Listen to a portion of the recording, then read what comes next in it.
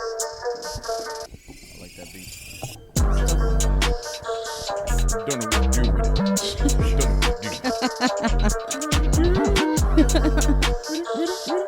Don't know what to do.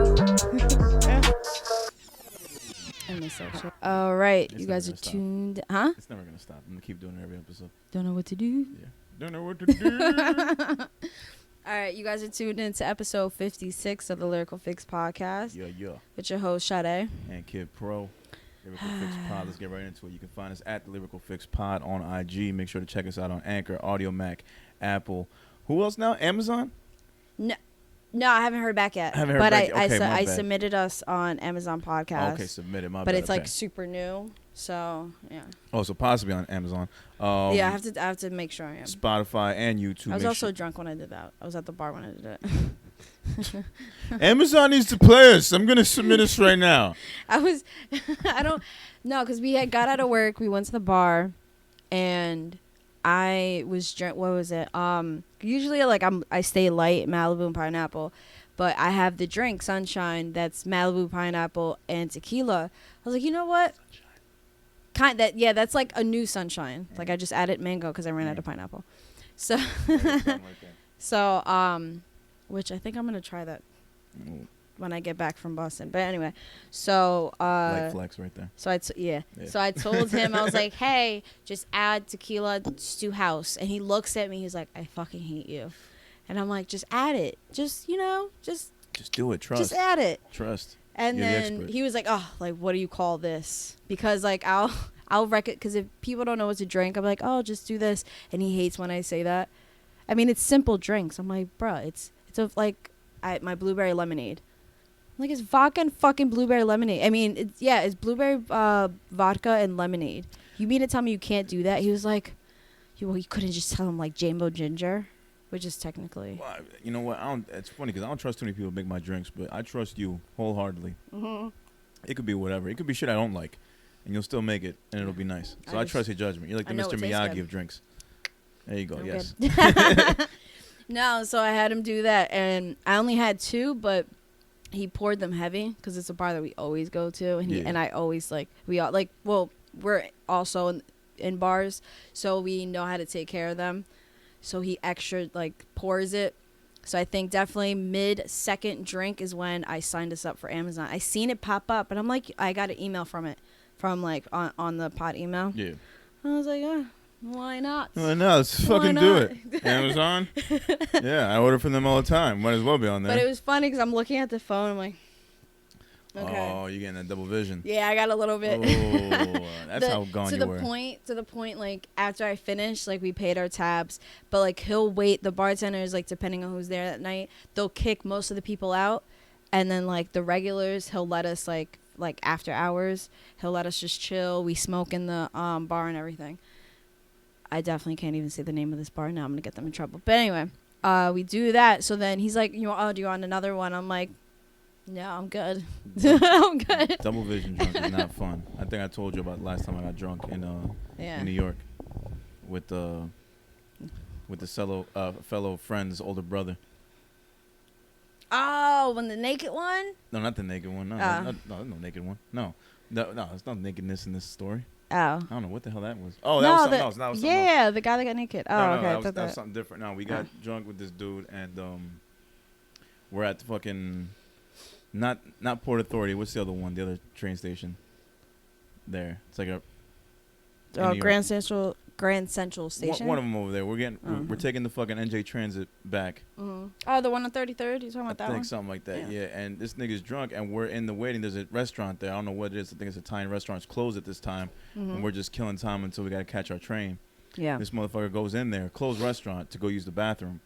And I remember this. Yeah, we stay out there, and like 5 minutes passes by. He comes out, and he's like, "All right, I'm good." And we're walking away, and then someone from the restaurant comes out and says, "Hey, was he just in there?" And I was like, "Yeah, I was just trying to look for him. My friend, he's, trying to look for him." Right there. He's like, "Is this the guy just pissed in the corner over there, in the coat check room?" Yeah, no. And I'm like, "I don't know, sir. I was just looking for my friend. Here he is. Though. We're gonna leave." And then I go to him as we're walking. I'm like, "You motherfucker, you're fucking drunk as shit." And he was drunk as shit because we had just been bar hopping. Yeah. And then as we're waiting again for this train to come, he goes into the liquor store that's at the fucking train station and buys like 6 cans, 6 tall boys, and is drinking them on the train ride there. And that was a whole fucking mess. Oh, no. And I just remember being super, super fucking drunk that night. And when we finally got home, my boy asked him for a cigarette. He was holding the guy's cigarettes for him. So instead of just giving him the cigarette, he puts a cigarette in his own mouth. Before he lights it, looks at him dead in the eyes and says, drunk, says, fuck you. And lights a cigarette and smokes it. And that was fucking legendary. Shit. Just fuck you. Oh, no. Great shit. Yeah, never again am I want to get double vision drunk. It's not fun. No. Stumbling in New York is not cool. And everybody sees you and they know you're drunk. To me, that just bothers the shit out of me. Nah, I mean, you're in New York, you fit in. Like, you, right? but you don't, like, it's really I mean, in New York, when you're fucked up, it's very, like, oh, there goes another one. Okay. And you get sobered up very quick when someone's more drunk than you and they're annoying you. Oh, yeah, 1,000%. That'll sober you up. Ugh. Right the fuck up. And that's what happened. Yeah. Thank God for that. Oh. What? Can I tell you my story? Oh, yeah. Again, this is Classic Pro. Are we going to... Wait, hold on. What? Before you get into your story. Yeah. I got my hair done today. Well, 2 days ago. Yeah, if y'all could, she wanted to make sure we were filming this week. So as y'all can see right now, we got Rogue. My hair, Rogue Gray, if you're nasty. Rogue Gray, if you're nasty. Because it's Jean Grey and Rogue, of course. Sade, a.k.a. Rogue Gray, a.k.a. Shug. Shug Gray. Shug Gray, I'll take it. Ooh. Rogue Knight. Ooh, Rogue Knight actually sounds... Rogue Knight sounds... Rogue Knight actually sounds pretty good. I like it. Anyway. But yeah, actually go. Tell me your story. Okay. Go ahead. So, Classic Pro here. So, as I'm getting ready today to head over here, get my shower on.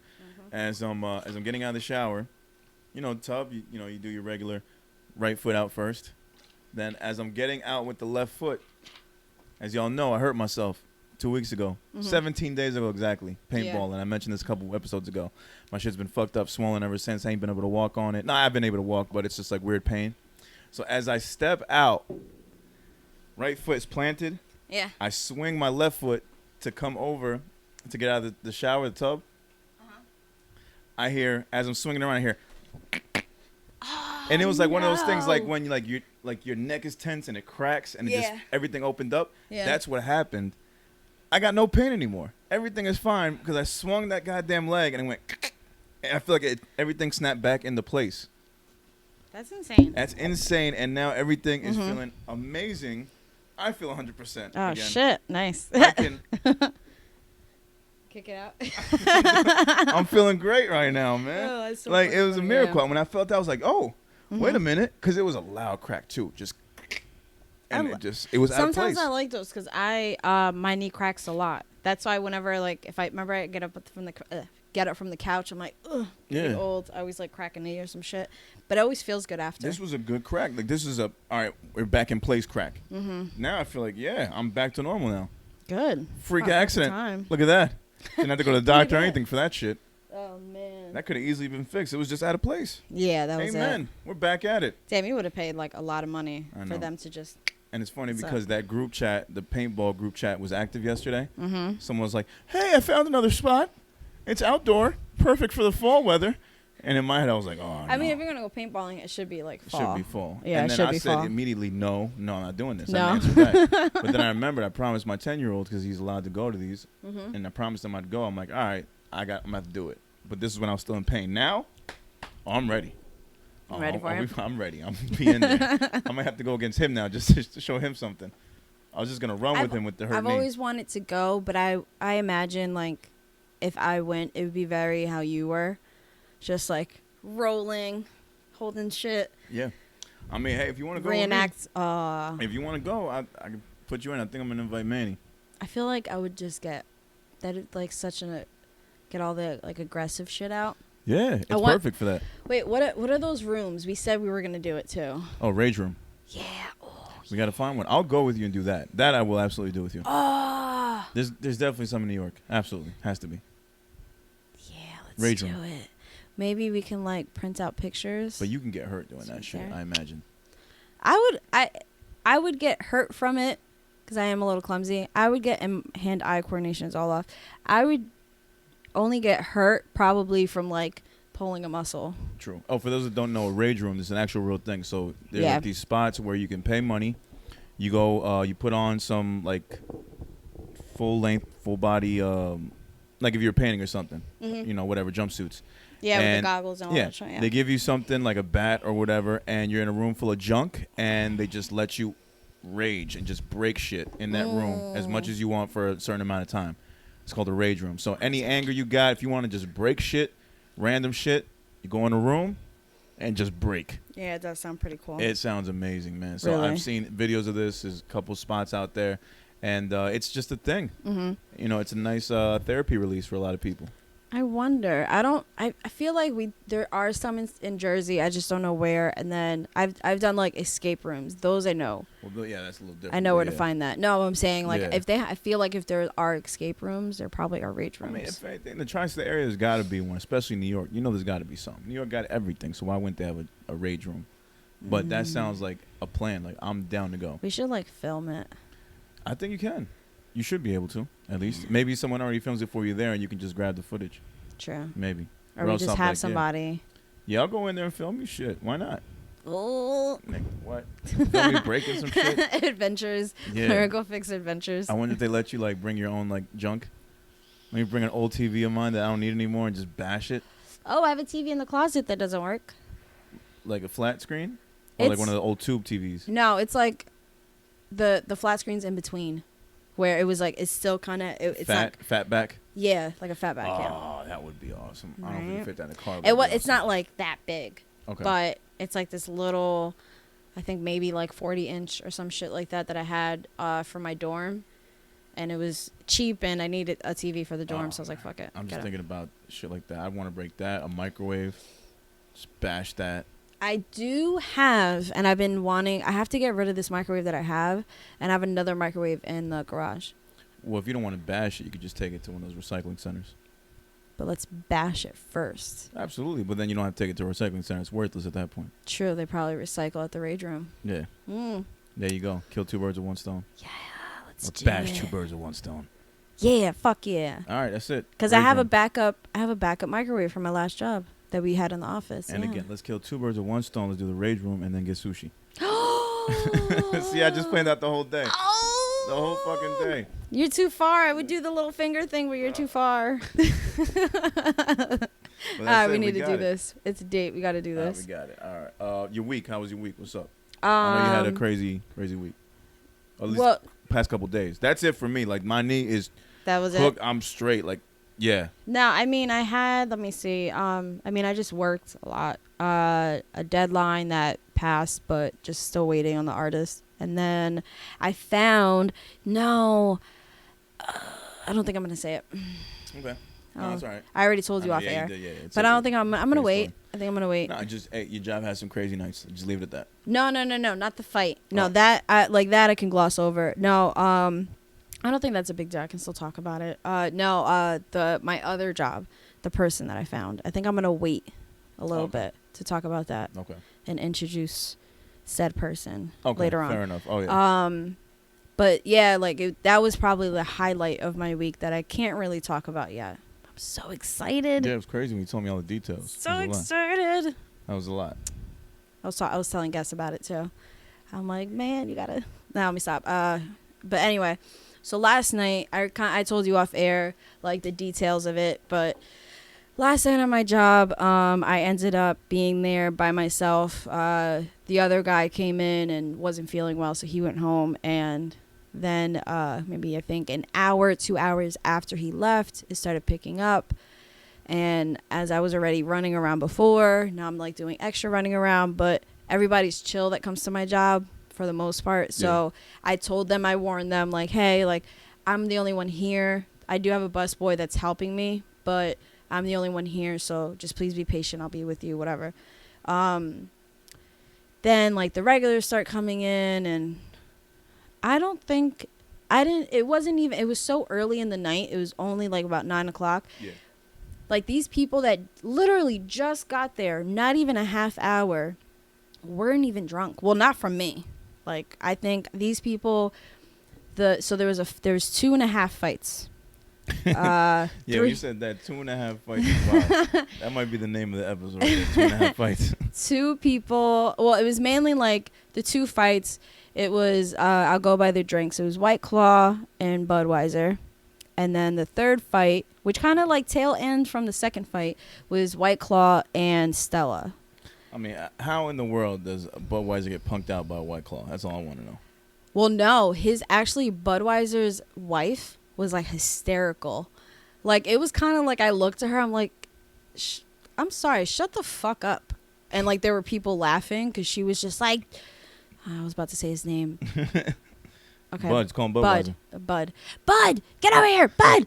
Yeah, probation. Remember? Oh, you're gonna do this. That's it. You're gonna fucking white people. You're gonna do this. You're gonna do this. That's it. This is not worth it. And she walks away, turns around. This, you know how like the deck is and the stairs. Yeah. She barely makes it off like the next step. Turns around. She was like, Bud, what the fuck? I thought I said his name. What the fuck? Come on. Well, you're just going to let me leave by myself? Whatever. So that continued on. So that was pretty much the end of the first fight. It didn't escalate. It was kind of like whose dick is bigger kind of thing. And then because White Claw pushed, when he doesn't normally drink White Claw, and he's always pupils dilated and shit. So I'll just say that. So he pushed the table to kind of punk out Budweiser. Budweiser fell and then proceeded to almost fall into Stella's table, where Stella's girlfriend had a Stella and a shot of Jack spill on her. So that's where Stella came from, because he literally just sat down like maybe 5 minutes before that, because I seen them come in. Right. So I know them, so I made their drinks, and I told them like, hey, like I'm by myself. I'll bring your shit over, but you know, whatever. So I was just talking to them. They were like, oh yeah, I just got off work, blah blah blah. We're talking. Yeah, we're gonna order food. We're starving, whatever. I'm like, all right, no problem. And then this all went down.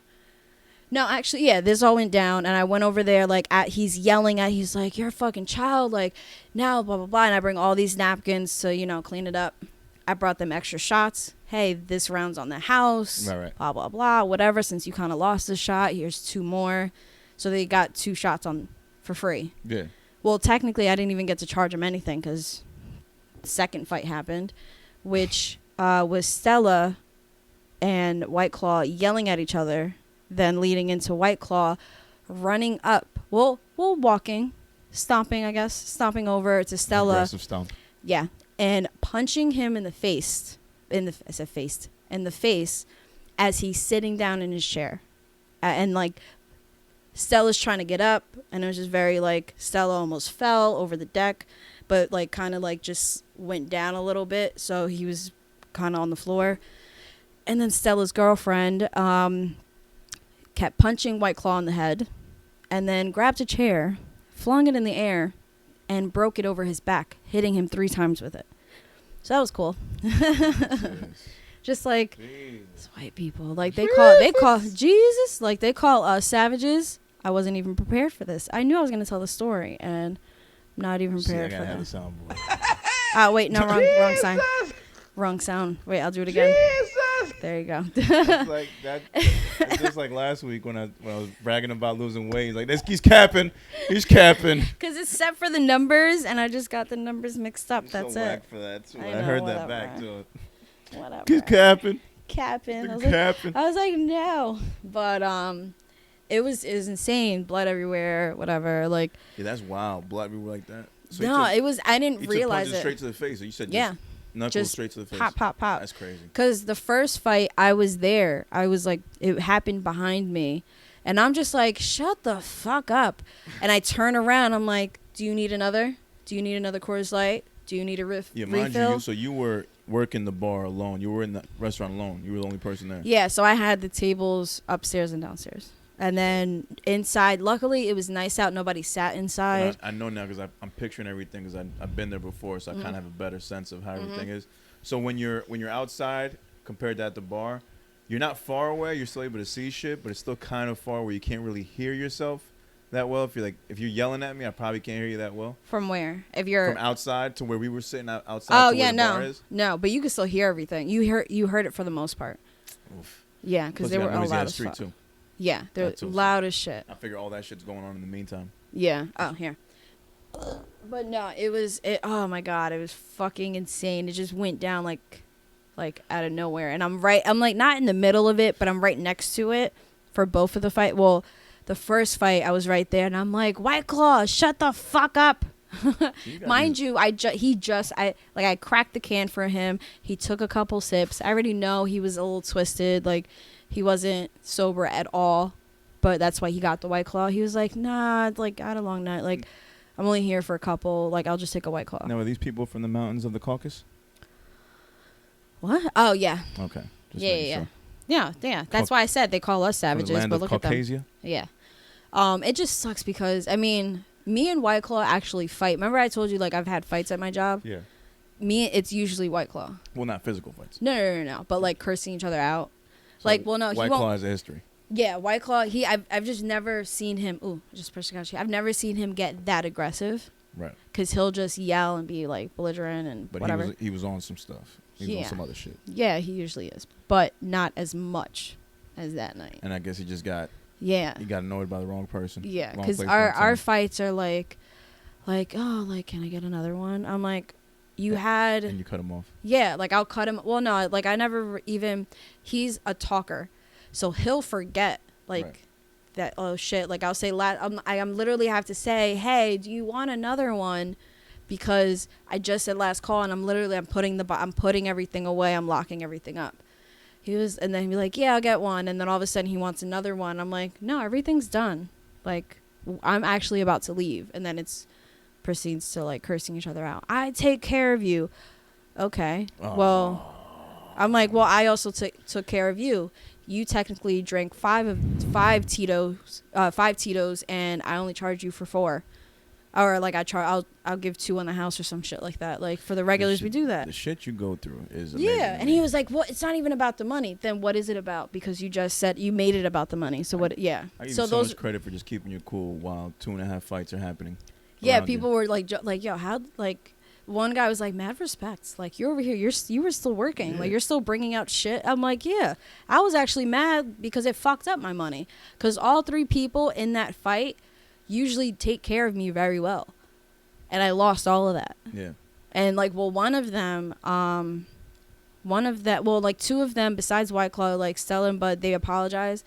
But Stella was, like, had to deal with cops and the ambulance and all that shit. Bud was able to, like, detach himself from the fight. But because he came back, but because he came back, he's I think I would say bigger than White Claw. Damn, Bud. I think that's why his wife was freaking out. Damn, like, no. Bud. You got fucked up by White Claw. No. Stella. Oh, yeah. You got fucked up by Stella. Mm-hmm. But Bud came back, and then, he came back. He was like, listen, you let the Artois beat you up. That was no, Artois got beaten up. Oh, my bad. I'm thinking, so still, the White Claw beat up Stella? Yeah. White Claw. Stella shouldn't be taking that shit. No. White Claw is known as the bitch drink. It's the bitch drink. And you letting this bitch drink punk out. Yeah. Oh, come on, Stella. No, it was Jack and a shot of Jack on the table. It was 2 Stellas, 2 shots of Jack. Him and his wife drink the same shit. Oh man. And it was just like, what is going on? I'm gonna call you Bella Artois from now on. You a punk ass. Yeah, I mean, granted, like, there were people, like, saying, like, oh, he shouldn't have gotten involved. He should have kept his mouth shut. Granted, yes, he should have.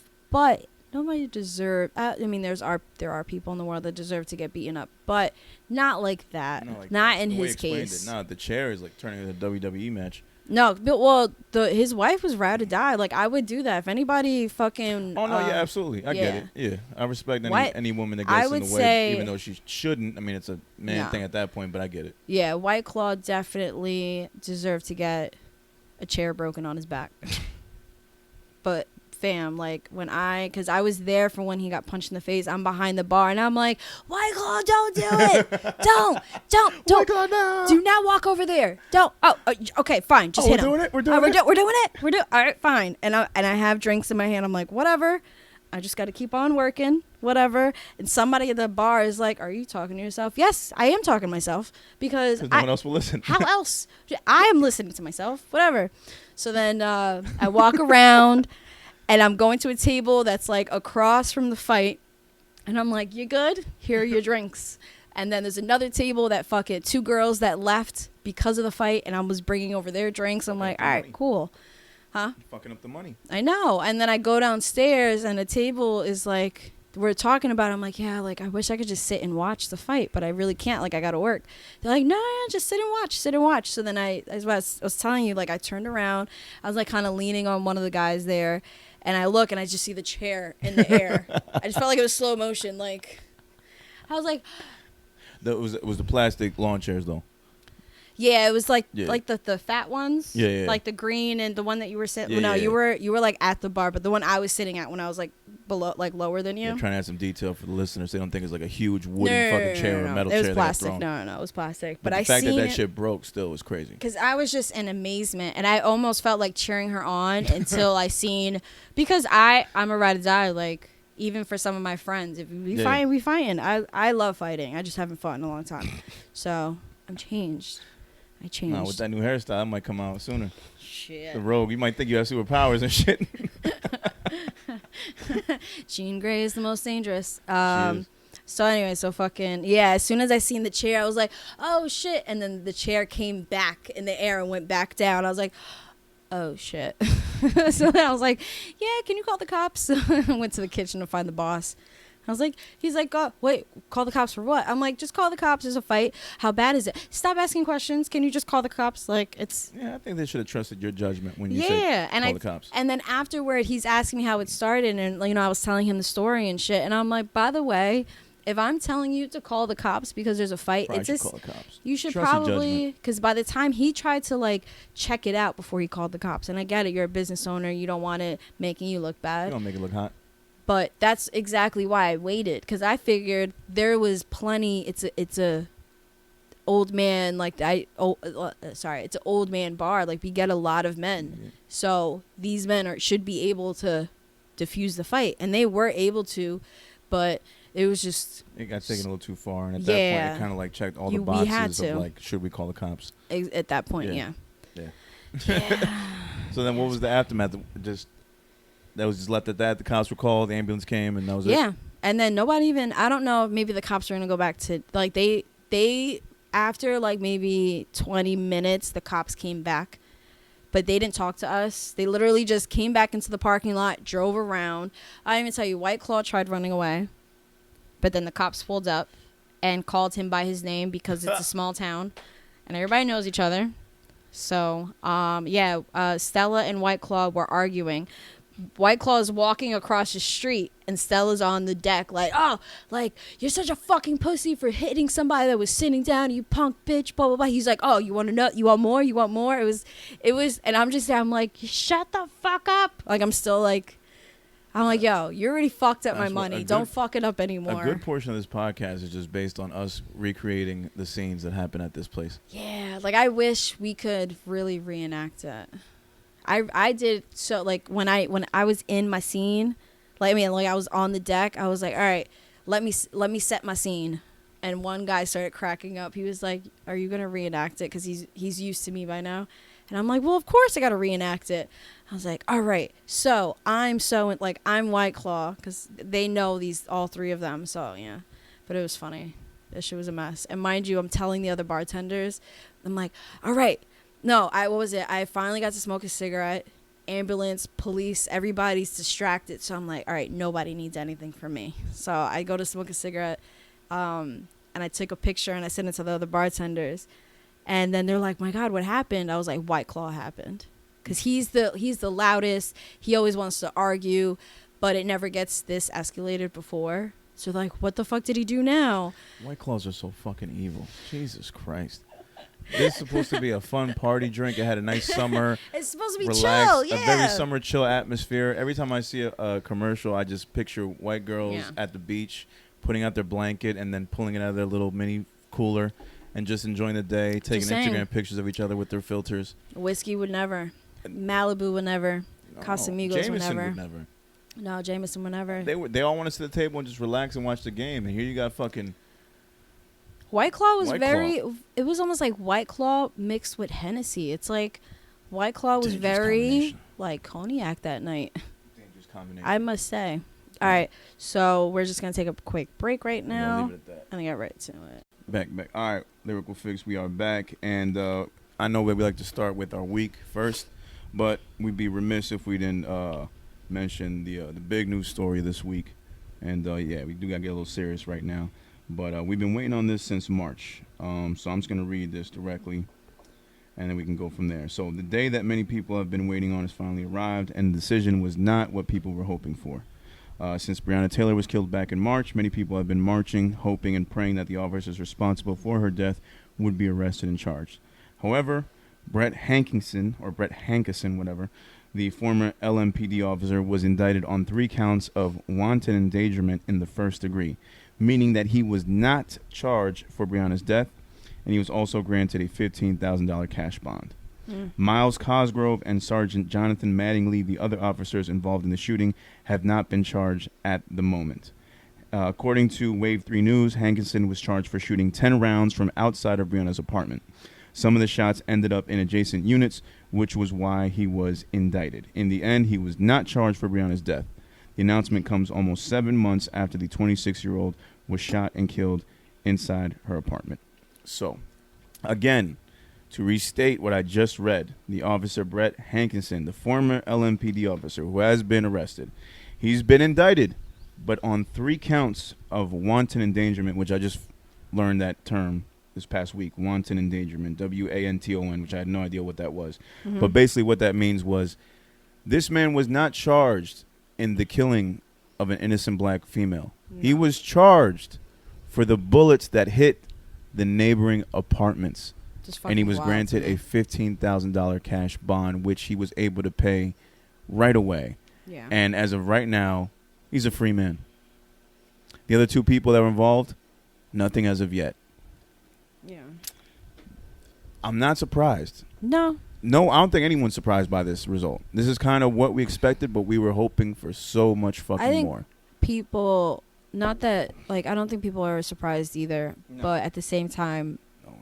still upset and still, like, raged by the whole thing.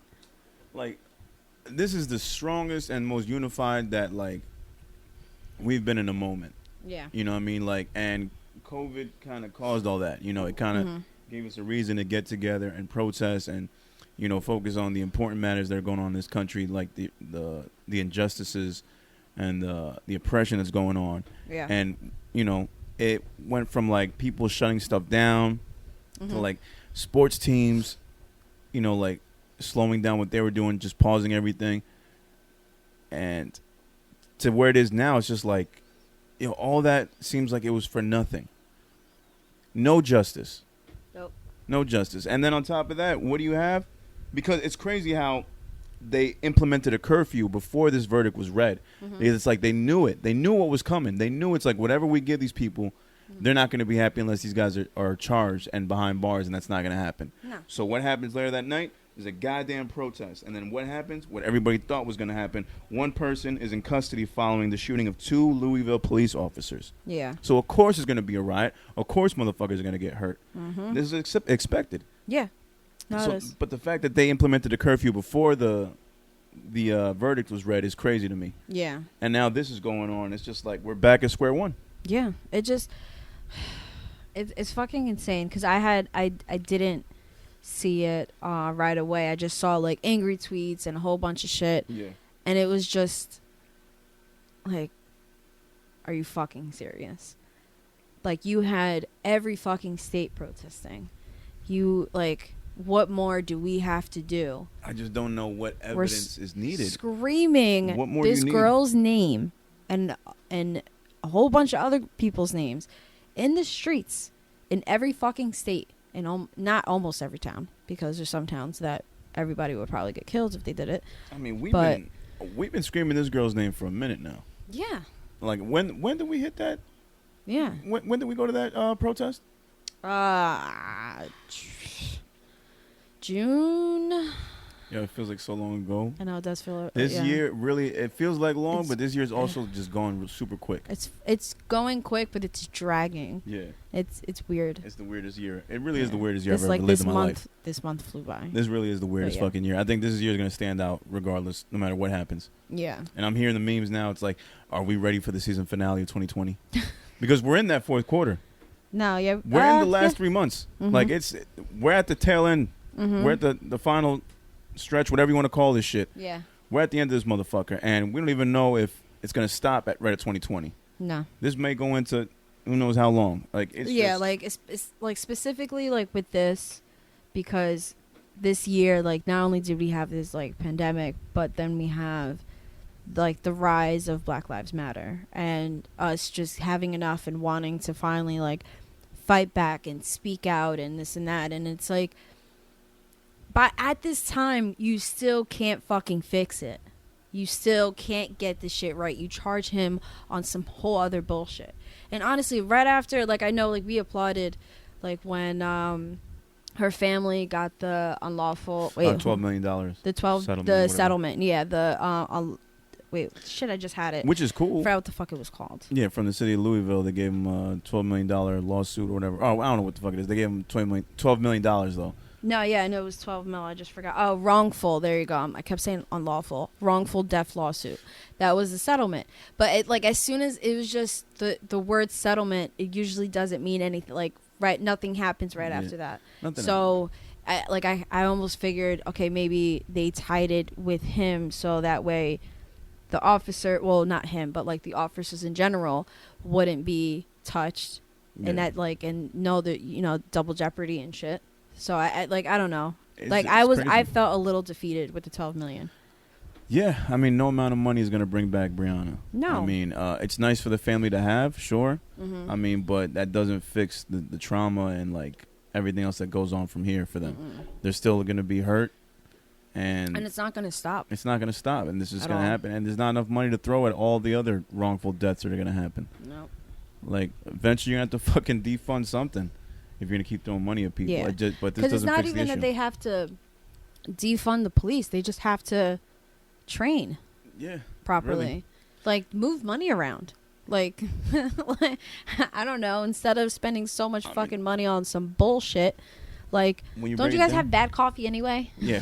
Like, get a Keurig or something. Yeah. All right. No. How about you just don't give the fucking coffee? How about you just don't, like, just move money around, so it doesn't need to. The police don't have to be defunded. You have to take money from them. I really wish it was just that simple. Put money into properly training them, or I don't know, screening them. Like, I mean, it just goes to show you that there's a deeper, darker criminal link at hand with the people that's supposed to protect and serve.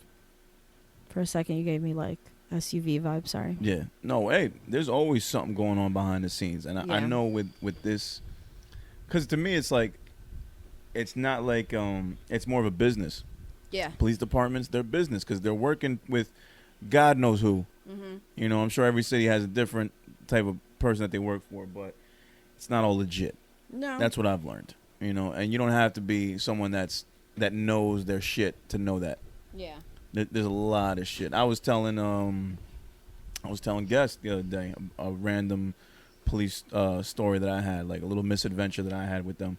Mm-hmm. I don't know if I told you this, but a couple years ago, I had forgotten my registration in my car. Yeah. My kid was in my car and took it out, and my car got cleaned out. That was one of the papers that got cleaned out that was left in my room. So I'm driving around. I got stopped one day. Didn't have my registration. Got a ticket for it. Forgot to pay a ticket. So a couple months passed. I get pulled over in Randolph. Mm-hmm. I had to leave my car to park because that's where I left it. I get handcuffed, thrown in the car. I'm being told that I'm going to be taken to the station. I got to pay my bail right then and there. Yeah. So it was like, and they told me, it's like, hey, well, you know what? If you got money on you right now, we'll drop you off at an ATM. So I'm in the back seat. I'm like, this seems kind of weird, but I'm like, okay, take me to the ATM. So they take me to the drive-through ATM. Mm-hmm. They uncuff me. I get out, and I'm at the ATM getting money out to bail myself out of jail. I take the money out, put it in my pocket. Dude handcuffs me. I go back in the seat. Mm-hmm. They take me to the police station, keep me handcuffed again. I'm texting everybody like, yeah, I'm cool. I guess I'm going to pay my way out of here. Mm-hmm. Take my mugshot, do my fingerprints. I pay the money. I leave. Super weird. I'm like, all right, you're gonna give you a ticket. You'll have to go to the courthouse, whatever, and pay off the fines. I'm like, yeah, whatever. Let me go. Mm-hmm.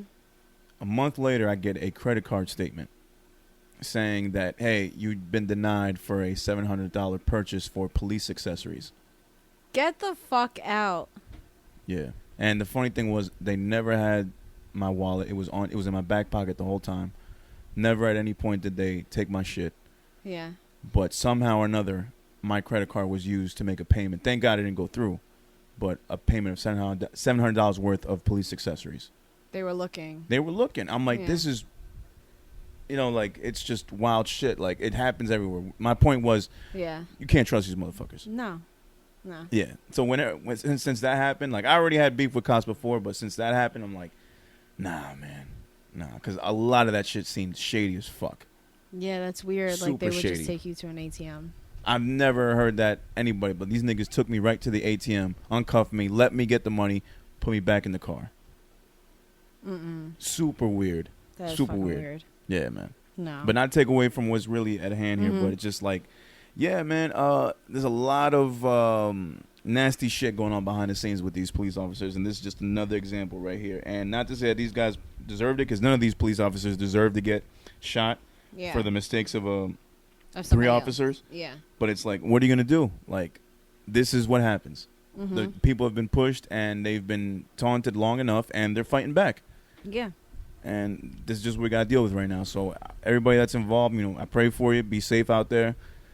Policemen too, because I'm sure y'all don't deserve that treatment. I'm sure there's a bunch of good ones out there that are getting this shit. Yeah, I've seen videos where, like, I feel like maybe we had talked about this before. Videos of police officers speaking out. Yeah. About it, and he said I'm probably gonna lose my job. Like, he's in the squad car. Yeah. He's recording this. He was like, I'm probably gonna lose my job, but fuck a brotherhood. Yeah, because we talked about this before many times. The policeman is also a brotherhood, so it's like the last thing you want to do is go against your brothers, even if they are doing some evil shit, and you trying to be the one that stands for good, and you want to do the right thing. You got to understand it's a brotherhood. So I get it, I understand, but at the same time, it's like you got to make a choice: the people or the machine. Pretty much. Yeah. And I think because they're already in it, they're like, well, this is my job. What else am I gonna do? They're gonna they're gonna fuck me up. They're gonna terrorize me. Blah blah blah. And essentially, it's almost like a snitch in like our community. Yeah. Yeah. Because if it's a snitch no matter what. You're going against your brotherhood. It's how we see snitches. Yeah, it's how we see, like, oh, you're gonna. Yeah, you can be blacklisted right away. No one will want to partner up with you. You'll get a bad reputation around the office. If you try to transfer, word will pass around town. Yeah. And it's like your career as a policeman at that point is over because you try to take a stand and fight with the people. Yeah. But at the same time, I just feel like, okay, if that's your reasoning, then you're okay with dealing with the whole world knowing your name and knowing, like, thinking you're a piece of shit and you're trash. Like, with George Floyd. Remember, like, I sent you the video. He looked like when he had the fucking Oreos in his hand. He was just shopping. Oh, yeah, the guy was shopping, yeah. And the girl was like, oh, you're not going to speak? Like, are you so-and-so? And then he just, like, looked like, oh, fuck. Yeah, he was there with his friend. He's just trying to buy some food and shit. Like, what about your kids? Like, things like that. Like, I just don't understand why you don't think about what happens after. I don't think they and like they're thinking about it, but they're thinking about it in the sense of, like, I'm gonna be terrorized and this and that. You're still gonna get terrorized. It's just not by your brothers anymore. Yeah, I think you just gotta live with that. It's just something that's gonna have to happen. And at that point, if I was him, man, I wouldn't show my face out for months. No. Like, his friend was with him there, at least in the video we saw. Yeah, I would have had my friend like, yo, could you go out and just get this shit for me? Or better yet, we're in a brand new era now where you could just order the shit and have the groceries brought to you. Like, you don't gotta go out. No. I mean, delivery people will know, hey, I think that guy lives there, but that's it. Yeah. And leave it at that. And what about, like, your neighbors? Like, or, like, granted, if you have neighbors that agree with you, then you're cool. Absolutely. But neighbors you don't agree with, like, it's weird. Yeah. You want to pause it now? Yeah, let's pause real quick. All right, Lyrical Fix, we back. We were talking about the Breonna Taylor, the indictment on the officers, which really led to nothing. The wrongful, yeah. Yeah. Look, I don't see when shit's gonna change. I don't want to say, I said it before, like, all this shit is for nothing, but what else can you feel at a time like this? Like, Yeah. we've protested, we've shouted, we've tried to tell people to remember the names. So many athletes have been doing so much, just trying to show awareness and spread awareness for what's going on. And for this to happen is very, very disheartening. But at the same time, we weren't surprised. Like, nobody was, really. We kind of expected this shit. Like, just goes to show you, we said this before, like, they don't really care about us. And it's not until we move on our own and do our own shit and make our own businesses and own our own stuff that we'll finally get the respect that we deserve out here in this country. Yeah, 1,000%. Yeah. You got anything else to say about it? Fucking say her name, remember her name. Absolutely. That's about it. Absolutely. Let's wait and see. Rest in peace, Breonna Taylor. Yeah. All right, next. What do we have next? All right, so moving on. Kind of the other big news of the week, not as big as Breonna, though. Mm-hmm. Our boy Kanye West, when he gets to talking. It's the past 2 weeks. Past 2 weeks he's been talking, and when he gets to talking, you don't know if it's an album coming out. You don't know if he's finally got some sense in him. He was starting to sound like the old Kanye, though. I got to admit. I was like, all right, I can fuck with this Kanye. This sounds like college dropout Kanye. Yeah. The one that's going to stand up for people's rights. He started talking about, the guidelines for recording and publishing deals. Mm-hmm. He wrote out a brand new guideline. He tweeted about it. He was talking about, in the past weeks, getting together with Drake, Cole, Kendrick, trying to figure out what the new laws should be. Yeah. Making sure that everybody gets their just due, from these record labels that are pimping out these artists. So Kanye went on a tweeting rant, and he said, new recording and publishing deal guidelines. So I'm going to read them off to you. Okay. He numbered them. Very, very nice of him to do. Number 1, the artist will own the copyright in the recordings and songs and leases them to the record label / publisher for a limited term. In other words, a 1-year deal. I like it. All right. In a perfect world, that sounds great. Absolutely. Sound You really are good. complete owner of the works that you make. Mm-hmm. And if the record label wants to use them, they can do so for a set term that you will agree upon during the contract for a term of 1 year. Yeah. Sounds good. Okay. Number 2, the record label / publisher is a service provider that receives a share of the income for a limited term. The split can be 80-20 in the artist's favor. Kind of what I said before, just you setting the terms. Yeah. 80-20%. Again, in a perfect world, that seems fair. Mm-hmm. But not a lot of record companies that would do that. You got to have special treatment to get that type of shit. Yeah. Number 3, dependence. Artists must be dependent on no one but themselves to manage their catalog. You should need, and in caps, no one else to understand the business you're in.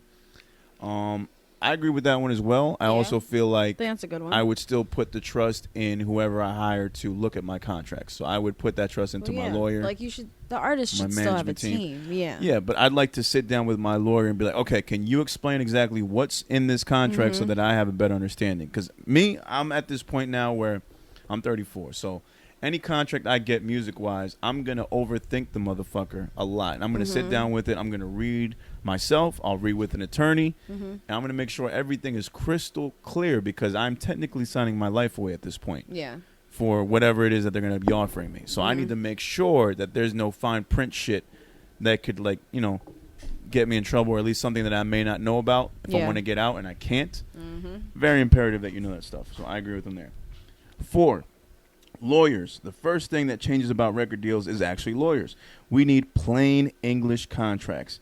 A lawyer's role is to improve deals, not charge for contracts we cannot understand or track. Rewrite deals to be understandable from the first read. Kind of what I was saying before. Yeah, the same shit, yeah. Same shit. Number 5, equity and blanket licenses are the majority of future new income. Meaning, if you're with a major, you have invested your songs as shares in their power to get equity and deals. Almost all new deals now are based on all songs going to a store or app. The equity is the artist. Not wrong. Not wrong. I mean, that's how it should be. The artist and the work that we make is really what it's about. Yeah, that's what it's about. That's what the fight is for. That's what the fight is for. Yeah, so they're fighting to keep it. They're fighting to keep it, and we're fighting to fucking just get our own shit back. Right. Yeah. Kanye then stopped numbering the stuff, and he said, no more blanket licenses. It should be clear from day one what shares you get now and when you leave. If your song helps a deal over the line, you invested in that store app, same as they did. Yeah. Universal Music Group now has a $2.2 billion shareholding stake in Spotify. This is the artist. The system as to how we get share balances on our royalty statements needs to be created, and a system on when artists can cash in. And then he went back to numbering. Advances are just loans. On artists re-signing these, stop. So it was funny, the back to numbering. Yeah, back to numbering. This guy's all over the place, which I think, yeah, he did number 5 twice. So he's definitely lost out here. Yeah. Advances are loans with 75% interest rates or worse, which, if you know about interest rates, that's fucking terrible. Credit card interest rates are enough pain in the ass, but a 75% interest rate is 70. Wait, I missed that the first time. 75%. Yeah, so apparently a lot of these loans from advances have 75% interest rates. Ugh. So imagine being given a loan by your record label, and you're able to like now get yourself a car, get a house, hook up your mom, and all that, and you're thinking, okay, well, this is an advance right now. I'm going to be working on my album, and then whatever money that I sell off the sales of this album, I'll recoup. Yeah. What you don't know is that these 75% interest rates are really fucking high, and then they're meant to keep you under that contract so that you can't pay it off around the first album. You'll have to make continuous albums in order to pay everything off. That's fucking rough. Yeah, so they got you by the balls. Yeah. Literally. And for a lot of people, they take the money, and granted, I get it. They're in a situation where they kind of need money. Like pimping. Yeah. I said pimping. Like pimping. And you're being thrown all that money. Yeah, it's wild what they go through. So that's crazy. That's crazy. No other businesses in the world takes a look at the business, buy shares, start to profit when it profits. Record companies have to buy into you, not loan you. I get that. Number 6, which should be 7. Royalties. Again, back to dependence. You need a business manager to read how you did, so you pay to see your money. No more. Royalty portals need to show every song you delivered, every store you're in, how many streams per song, income per song. So this is something that Joe Budden was asking for. I want the stats.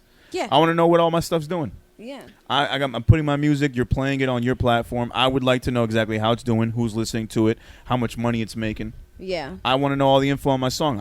I made the song. We have a deal that you're playing it. I'd like to know what the stats are. It's like when you hit the milestone with kick and snare, I believe. Yeah. And you didn't know, and OB like told you. I was like, well, why didn't you know? Like this, like, and we talked about the importance of like checking the stats, making sure like, and it's not even about. Like, and I remember telling you, like, you don't have to post it like all the, the other motherfuckers that want to post their shit. I really don't want to. No, you don't have to post it. I mean, but you can celebrate your milestones. And it's always good to see how your shit is going. Obi has texted me every time that Kick and Snare hits a brand new milestone, and I'm just, like, dumbfounded every time I hear it. I'm like, are you serious, this many? We're on this playlist? Like, these, and then he showed me some of the comments that people have left on the music, which is great. Yeah. But it's just like, man, all right. But I'm like, I got to keep moving. I can't be focused on numbers. I can't. I don't want to be focused on numbers. No, you don't have to be focused on numbers, but that alone, and even when Joe was talking about it, it's still good to pay attention to stats. Because I want to know what fans are gravitating to this music. Because, I mean, I think off of the product I made, I'd like to think that I know the demographic I'm hitting with it. Yeah. But it would be nice to know if, like, oh, shit, I'm actually hitting like the 18 to 25, and it's not that bad. Oh, and they're in this area, so if I want to, tour in the future when shit opens back up, I know where I can go and at least get some traffic. Yeah, like we get the 20 to like early, like mid 30s. Yeah, I'm getting 25 to 34 is like. What By the way, we did hit a milestone a few episodes back, I believe. I fucked up. I stopped checking it. We hit 2K. Oh shit! Round of applause. Round of applause. Jesus. Round of applause. Talking about stats. 2K. I know. I completely forgot to check the stats. No, we're gonna celebrate that tomorrow. Yeah. We're gonna post that one. Yeah. 2K is a big.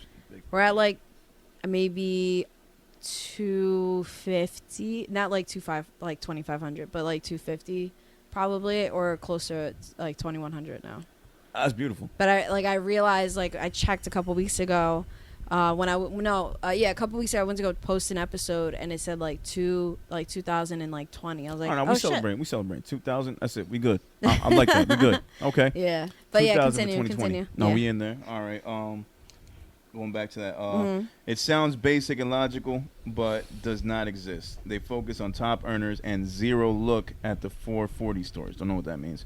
Only the top few artists are global. That's why their contract territory says global.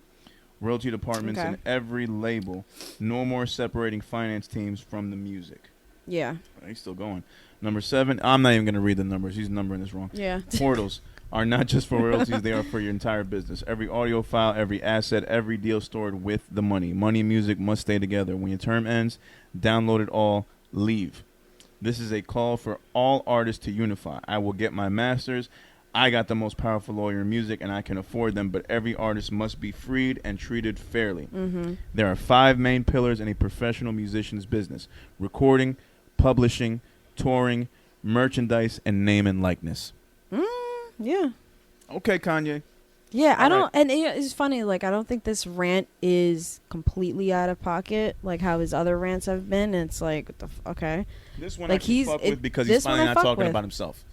Yeah. Although he kind of is. He kind of is, but he's also, like, putting other artists on game. Yeah. And this is the perfect thing you'd want to say if you want to get everybody back on your fucking side. So it's like, again, Kanye, are you being real? Do you have an album coming out? We know you do. Yeah. But, like, what are you doing this for? Because Kanye is now, he's like that friend, and this is me getting into analogy mode. He's like that friend that you love but pisses you off. You love to have him around because at one point he did such cool things for everybody and he was so likable. Yeah. But ever since then, he's let the fame get to his head and he's kind of like a dick now to everybody. But we still have him around because he's kind of funny and he's cool. It's kind of funny. And every now and then he can pull out some greatness out of his ass. But it's like at the same time, it's like, oh, dude, really? You're here again? Side note, I think that might be analogies are pro. Yeah. Like, we should make that like a Analogies are pro? Analogies are pro. Yeah, go ahead. Ding, ding, with little Analogies are pro. stars. Yeah. Oh, we should make like a sound effect with it too. You got to have a soundboard effect for me. Analogies are pro. Analogies are pro. I'll find it. Yeah, it's I'm to on me, it. that's what it feels like. He's like that friend that shows up to the party that you kind of want there but don't really want there. Yeah. Yeah, that's how I feel with him. So whenever he opens his mouth, I'm like, oh, this is going to be either really good or I'm like, get the fuck out.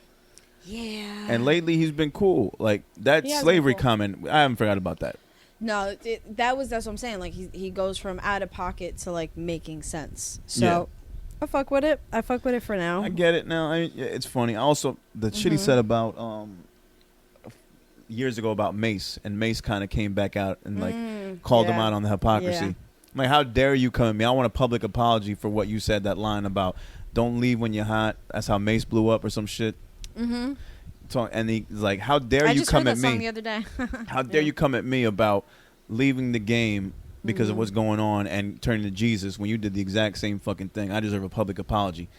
And I'm like, bro, shit, where's the yeah, lie? that's Where's the lie? no Mace lie is at all. 100% real on this. Yeah. Yeah. Oh yes, you sent that to me. Yeah. I'm like, bro, how crazy is that? I'm like, you fucking right. When I read that, I'm like, holy shit, Mace, you got a fucking point. No, he does. You left to go find Jesus, whether it was real or not. We saw the videos of you. I don't think Kanye really left preaching. though. Kanye didn't leave, but Kanye also changed his whole lifestyle for Jesus. No, he did, but he didn't like completely leave. He didn't quit the game. Not like Mace. But he left mentally. Mentally. He left mentally. Yeah. Mace straight up left. Well, I think Point he was, left mentally a long you turned time to ago. Jesus. You changed your whole True. lifestyle. Yeah. You converted to the Lord, or whatever you want to call that, and you changed your whole style up. Yeah. In a sense, it's kind of the same thing. No, I see it. I see it. I see the hypocrisy there. But Yeah. I don't know. Kanye's saying the right things. Yeah. But I'm like, what's your intention behind it? Because now it's like you're gonna have. He really like he tweeted about wanting his masters for his kids, like just wanting his wanting everything, wanting to own his own shit. He tweeted something about how Universal, right? Yeah. Universal's not getting back to him because they know he can afford them. He can afford to buy his shit, because that's what he's saying. He's like, how much? And nobody's answering him back because they're making bread off of him, of course. Another thing that's also mentioned is like, okay, you want ownership for the artist. You want to do all this. Let's not forget the fact that you yourself signed these same artists, or signed artists of your own to a record label of your own that you had affiliated with another company. I think Universal or Def Jam. Yeah. Yeah, Def Jam, who's owned by, I don't even know, probably Universal. Yeah. Forgive me if I don't know the correct terminology on who owns who, but a partnership with Good Music, Def Jam, and you're signing artists like Big Sean, like Pusha T, like Sci-Hi, and you're giving these artists the same deals that you're protesting against. Well, it's, I mean, you're putting them in shitty deals. Yeah. But at the time, it's not even that they're like completely shitty deals. It's just, this might not be the greatest. Well, but people have been signing these deals for forever. Right, because they thought there was no other way. Exactly. They were under the impression that you have to be owned by a label. Probably at the time, he's just like, you got talent, I want to put you on, like I want you with me, I want you close by. Yeah. So it was probably in that sense. And then he put out today, before we got here, that he was gonna candle went out. Today he posted that he's gonna plan on getting all the artists that were under Good Music, giving them half of their masters back, which is a great fucking start. Yeah. I mean, if you're gonna preach this ownership shit, and you were the person that had a label and you had artists signed, you probably should start with them. And it's most likely like how, like your sentiment on the Good Music and him signing those artists, that's probably somebody, either he came to that sense or somebody pointed out, hey, but you did also get a bunch of people involved too. That he's like, you know what? Yeah, maybe I'll fight for them too. I bet at the time, no one that signed probably asked about, hey, can I own my shit? Maybe the conversation came up, but it wasn't really talked about. Yeah. And I assumed, if I'm gonna sign to my man's label, Good Music, and I'm part of the team, that I would at least get to own my music or whatever is released under that label. Yeah. But apparently that wasn't the case. I don't even know who's still with Good Music. I mean, I know most of them. It's his imprint. It is his imprint. So I know that anything he releases is under Good Music. But I don't know about Common. I don't know about Sean. I don't know about Push. Tiana. Push, I believe, would still be under. Well, he's president of Good Music. Yeah, I said VP. He's the president. Yeah, he's the president, so he would still. But he would the other artists, be. I don't know. I think Sean's it could just be Def Jam. 2 Chainz. Like, you got to think everybody else that was on that project. Even 2 the other Chainz was an affiliate. He wasn't actually. I don't think he was actually. All right, good point. Music, good point. Yeah. All right, so I'm thinking like Sean, Travis, Common, John Travis Legend. wasn't really Good Music, but he was like an affiliate. Yeah, see, so it's like either way, and then whoever they're with, they're probably in the same shitty deal. Mm-hmm. So it just makes you think. So, but it's not as shitty as, let's say, like 360 deals. Well, that's a whole other thing. I don't even know. I don't know if they still exist. I haven't heard that in a long time. I mean, they do, but it's gotten such a bad rap that people like just stay away from it altogether. And people probably just don't want to admit that they're part of that. And in today's landscape, with like not being enough touring to go around and no tour money to go around, like 360 deal probably isn't in your best interest anyway. No, God no. God no.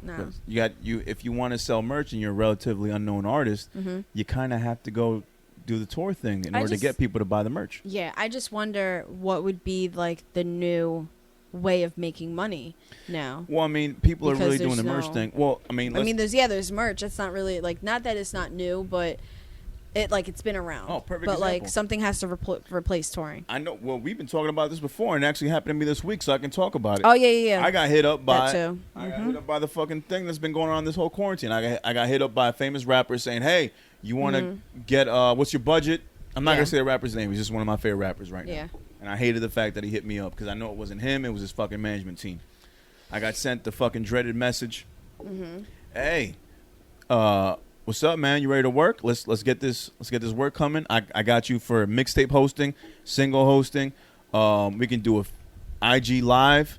I can promote your shit. I can listen to your shit. Blah blah blah. This and that. Just running me down the list of services of what he offers. And then I saw his actual page. Some done up graphic design, nice little picture of him. And then I'm seeing like, yo, you're just like every other fucking rapper right now that's doing this because there's no tour money. They got to find ways to get paid. Yeah. So if I throw you $500 to be on your mixtape that you'll promote roughly for 1 week to all your thousands of followers at like 2 a.m, I'm supposed to be okay with that. But hey, at least you make your tour money now. Well, because that's the bullshit with this, because it is bullshit. It kind of pisses me off to the fact that like, okay, you have no touring. I mean, there's no touring right now, so you can't make that much money. We have like 10 minutes.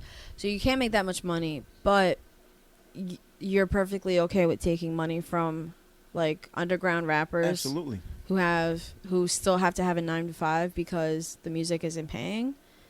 Like that you're okay with that, even though you have assets that you can just pawn. You can sell your shit. They're not ready for that. No. They're not ready for that conversation. No, they're not. No. Because they think it's like rock bottom. Like, oh my God, I'm doing this. But hey, I don't think there's unemployment. I don't know if you're getting unemployment. That's what this quarantine like, has showed me about the rappers. Mm-hmm. Like the people that are just rapping. Yeah. But then again, some of them have other ventures. Like there's a couple dudes that have been doing this that also are now producing. Yeah. Probably do other stuff on the side. Probably Mm-hmm. ghostwrite. Yeah. But for the most part, a lot of these rappers are just going that same route because there's no other way for them to make any other income. Mm-mm. You know, the streaming, we all know there's not much money in streaming. Yeah. Merch sales are your next best bet. Yeah. So you have to put out merch that comes out with your album. Griselda's really good for that too. Yeah, but like Westside's a fucking genius as far as merch game goes. He really is. And then like, do you remember did you get to hear Odyssey album? Remember I told you about I reviewed it? Yeah. Yeah. Yeah. You got to hear it? Yes. Like his skits? Yes. And the one calling everybody. The one phone call with the manager? Yeah. That shit, I heard it and I was just like, damn. That's when it really hit me it's like, yeah, so it's not just affecting everybody's like, oh, there's stimulus check, unemployment. Yeah, break that down. That's good again, actually. Okay, so there's multiple skits in the Odyssey project. I can't remember the title, where he's checking in on his mom, his grandmother, whatever, his homeboy. And I think it's the last one. I think it closes out the project, I'm not sure, where he calls in to his manager and he's like, okay, checking in, what's going on, this and that. So they talk about touring and how there's no touring. And I haven't heard it since then, so I don't remember details. But that was pretty much it. Okay, so the talk that would happen between the artist and manager. Yeah, it's like, what? Okay, so what's next? And it's like, yeah, we just have to wait and see, kind of thing. Yeah. So that's pretty much it. So it's like, yeah, these artists got to think of different ways to make money. He sounded so defeated. Yeah. So defeated. It was like, shit. That's when it made me think, it's a lot of income that's being lost. Yeah, it's a lot. It's more than just us that have been out of work, but we still get unemployment. Think about the people who wouldn't qualify for that. Right, there is no union yet for artists like that. No. I think the Recording Industry Association of America, the RIAA, I think that's what it means. They were having little kind of unemployment things for people that were part of ASCAP BMI, but it wasn't anything that was gonna save your life.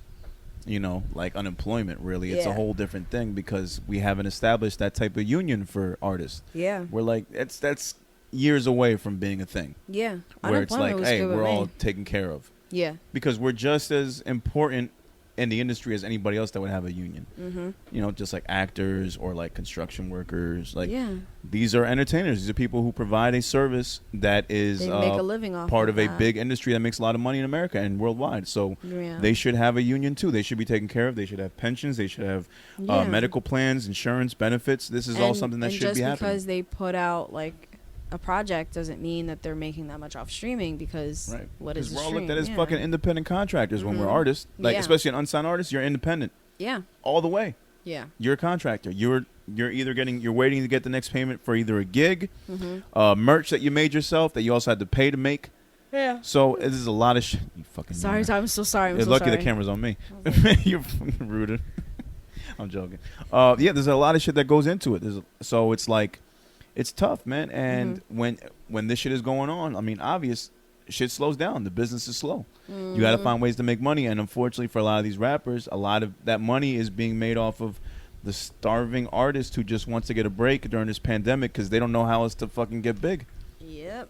After a while, you get tired of seeing all these sponsored ads of niggas just barring you up on Instagram. Yeah, it's fucking, I appreciate it. There's a couple good ones. There's a lot of good niggas I see every day with the sponsored ads, and there's a lot of shitty ones. What sponsor ads are you talking about? The ones when you're scrolling IG and you scroll an ad and you see a dude dropping 60 bars in a minute. Mm-hmm. And I'm like, all right, word. We found a couple, if you don't know, is that way. Yeah. There's one that you've played that keeps showing up a lot, that every time he shows up, he's nice. Jay Nolan. Mm-hmm. I like him. Was that him? Yeah, you played him one time. Jay Nolan. Yeah. He's nice. I like him. Mm-hmm. He's the best one I've heard so far. He's good. I like him. Yeah. But no, this is just something that I hope, I'm saying, going back to the main point, I hope Kanye's being real about this, and I hope that this sparks more of a conversation and gives artists more knowledge and know-how on what to ask for when they're at the bargaining table with these labels, if they choose to go the label route. Mm-hmm. I have a lot of friends that are artists that want to still do the label thing because they believe in what a major label machine can do for you in terms of promotion and getting you out here. Yeah. If you feel you have the music that can fit that, then by all means, go ahead, try your luck. You may make a hit and you'll do well for yourself, but just know what comes with that. The fact that you are now no longer a quote-unquote free artist. Yeah. You don't have those luxuries to move around and work with anybody, or you don't have to ask permission to do something for someone. Like, when you learn that and you're told that you have to ask permission for your label to, hey, I want to do this song with a guy from my town. He's a buddy of mine who I've grown up with, and I want to do a song with him. And the label says, nah, we're not going to let you do that. Why not? Well, because we don't want to let you do it. Yeah, it's you're in the contract. Yeah, we don't know this artist, and he doesn't help your main. He's thing. not majorly signed. You're not going to make any money off it. What's going to go on Mm-hmm. SoundCloud? No thanks. Yeah, it's a dub. Imagine someone telling you that. I'm sure people have been told that. Yeah. I'm 1,000% sure. You can't make this song, or at least you can't be your artist name and make that song. No. Imagine it's that. Fucking insane. No, I remember, like, what was it? It had to be 10 years ago. I think it was, like, even right before me and Juan got together. Fucking, a friend of mine, her cousin, he's nice. He was a producer, lives in the projects, and he, in, like, those small-ass apartments, in his room, he made his closet. He made his closet into a studio. Right. So he would he would charge people, and he would produce and like this and that, whatever. He would make beats or just engineer and shit. And he had this whole setup in his room, and like he literally he didn't have a dress. I mean, he had a dresser, but like most of his room was all just for music shit. And then what was it? And then he's like, oh, do you want to, like, I knew he did that. And then we would talk about music and shit. He's like, oh, do you want to hear like a song that I have? Like, because my friend would say like, oh, like, you know, he raps. But I'm like, yeah, all right. Yeah. Everybody's a rapper, whatever. It's like 2010, 2011. And he had, he played me music, and he was fucking nice. And he said, he was like, no, like I can write. Like, I've been doing this for a while. It's just, I think at the time he was like 27, 28. He was like, no, it's just, and it's funny because when I record, like, you know, the guys off the block and shit, it's like, no, it's not. Like, it's dope, but it's not. Like I laugh because I know I'm better, but I'm making money off them, so whatever. I laugh because I know I'm better. So when he started getting into his artist bag and be like, he would like look like set like, you know what, I'm gonna focus on myself, whatever. He got attention. I don't know from what label. I do not remember. He got attention from it.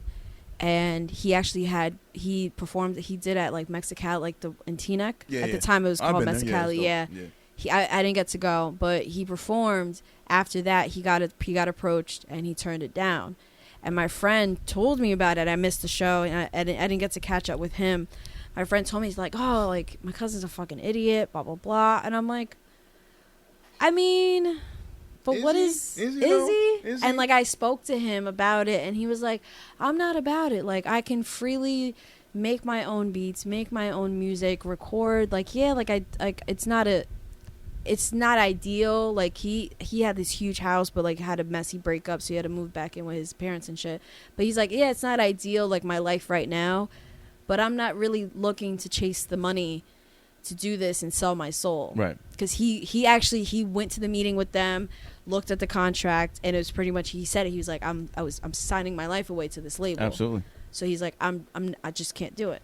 That's I'm not what gonna it entails, do it. So yeah. I like that shit. Yeah. That's cautionary tale, man. Of saying no. I really hope that Kanye's really about the artist this time around and not just trying to blow smoke and sell his album. Yeah. So we'll see. More on that story as it develops. We're going to get back to it. Let's break real quick. All right. We are back. We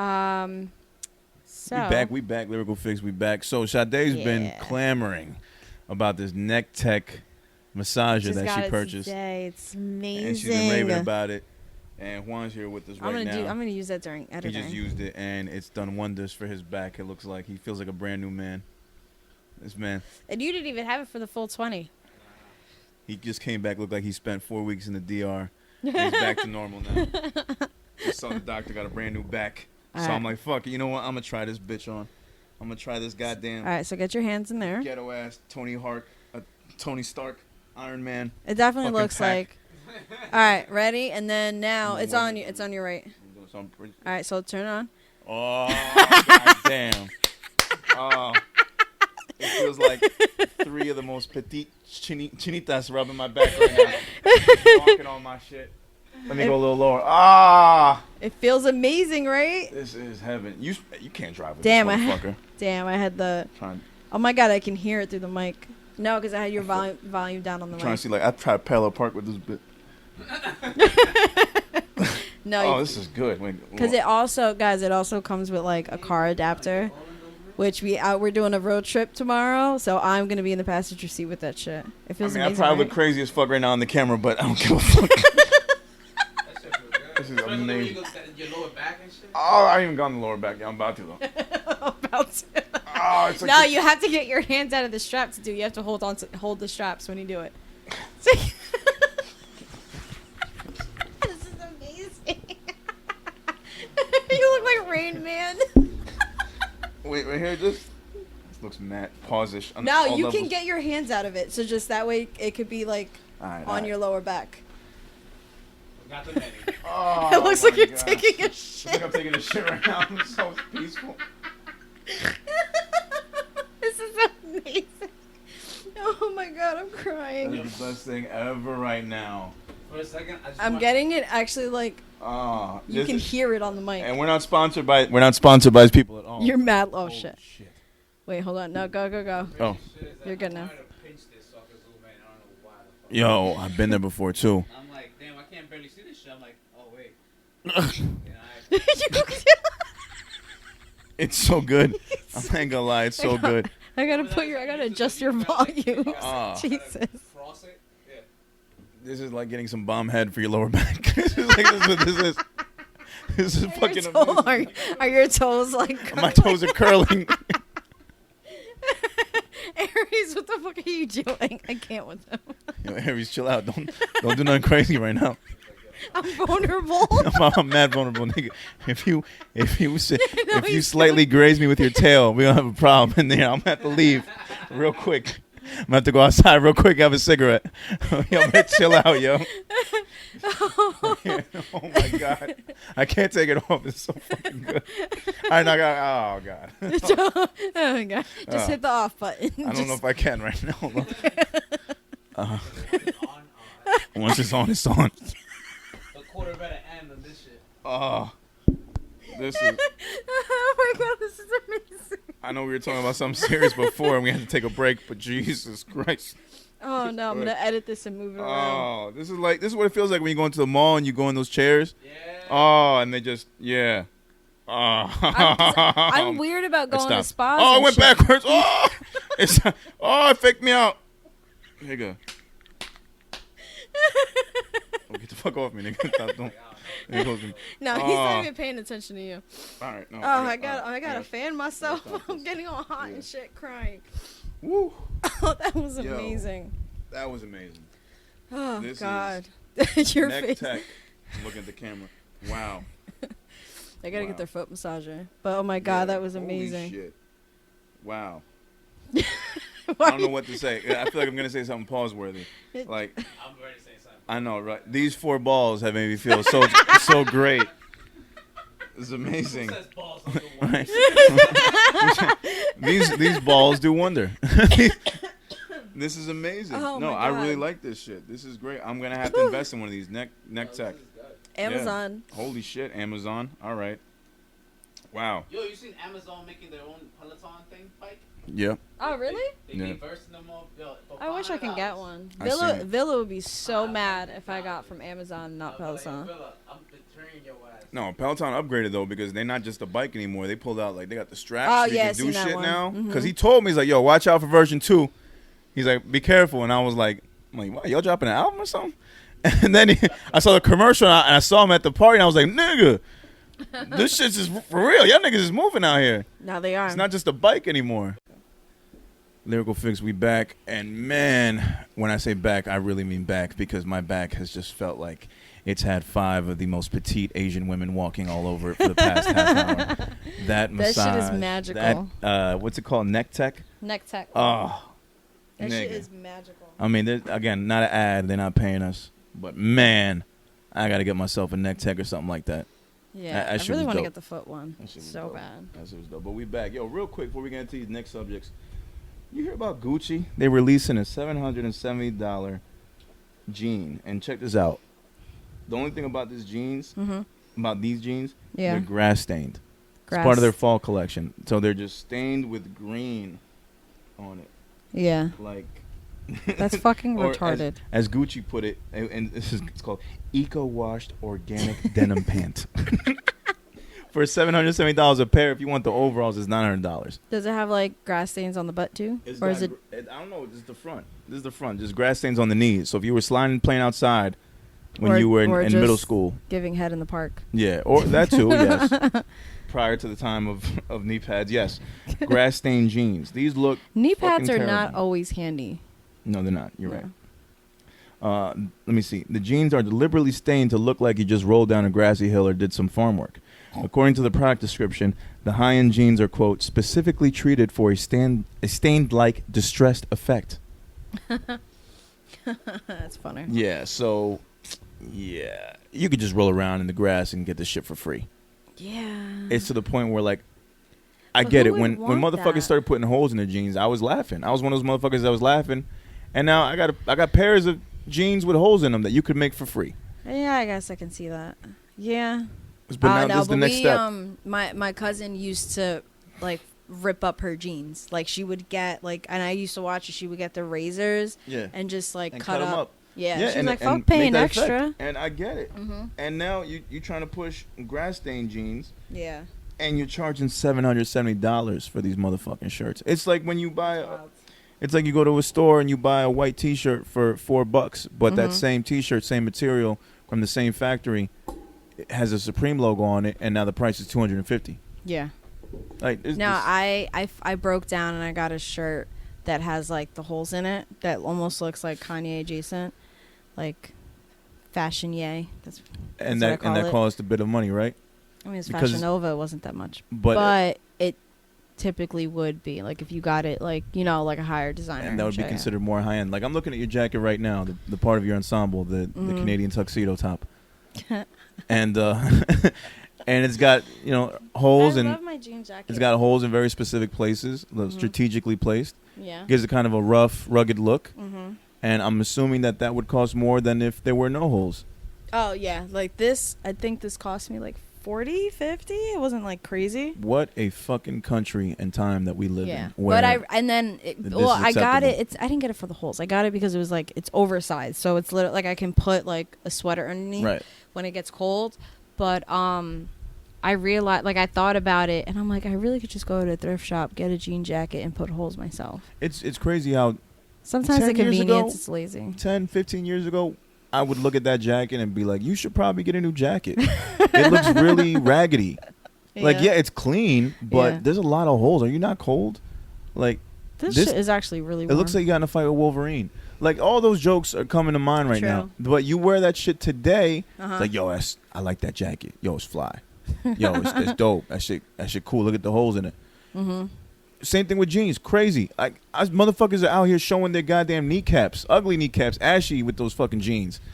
And the thighs is all busting out. You know, I'm not really a fan. I don't mind guys with, like, the holes in the jeans. It's just when there's too many. It's like, I feel like it's a girl thing to do. I agree. Also, the slit at the knee.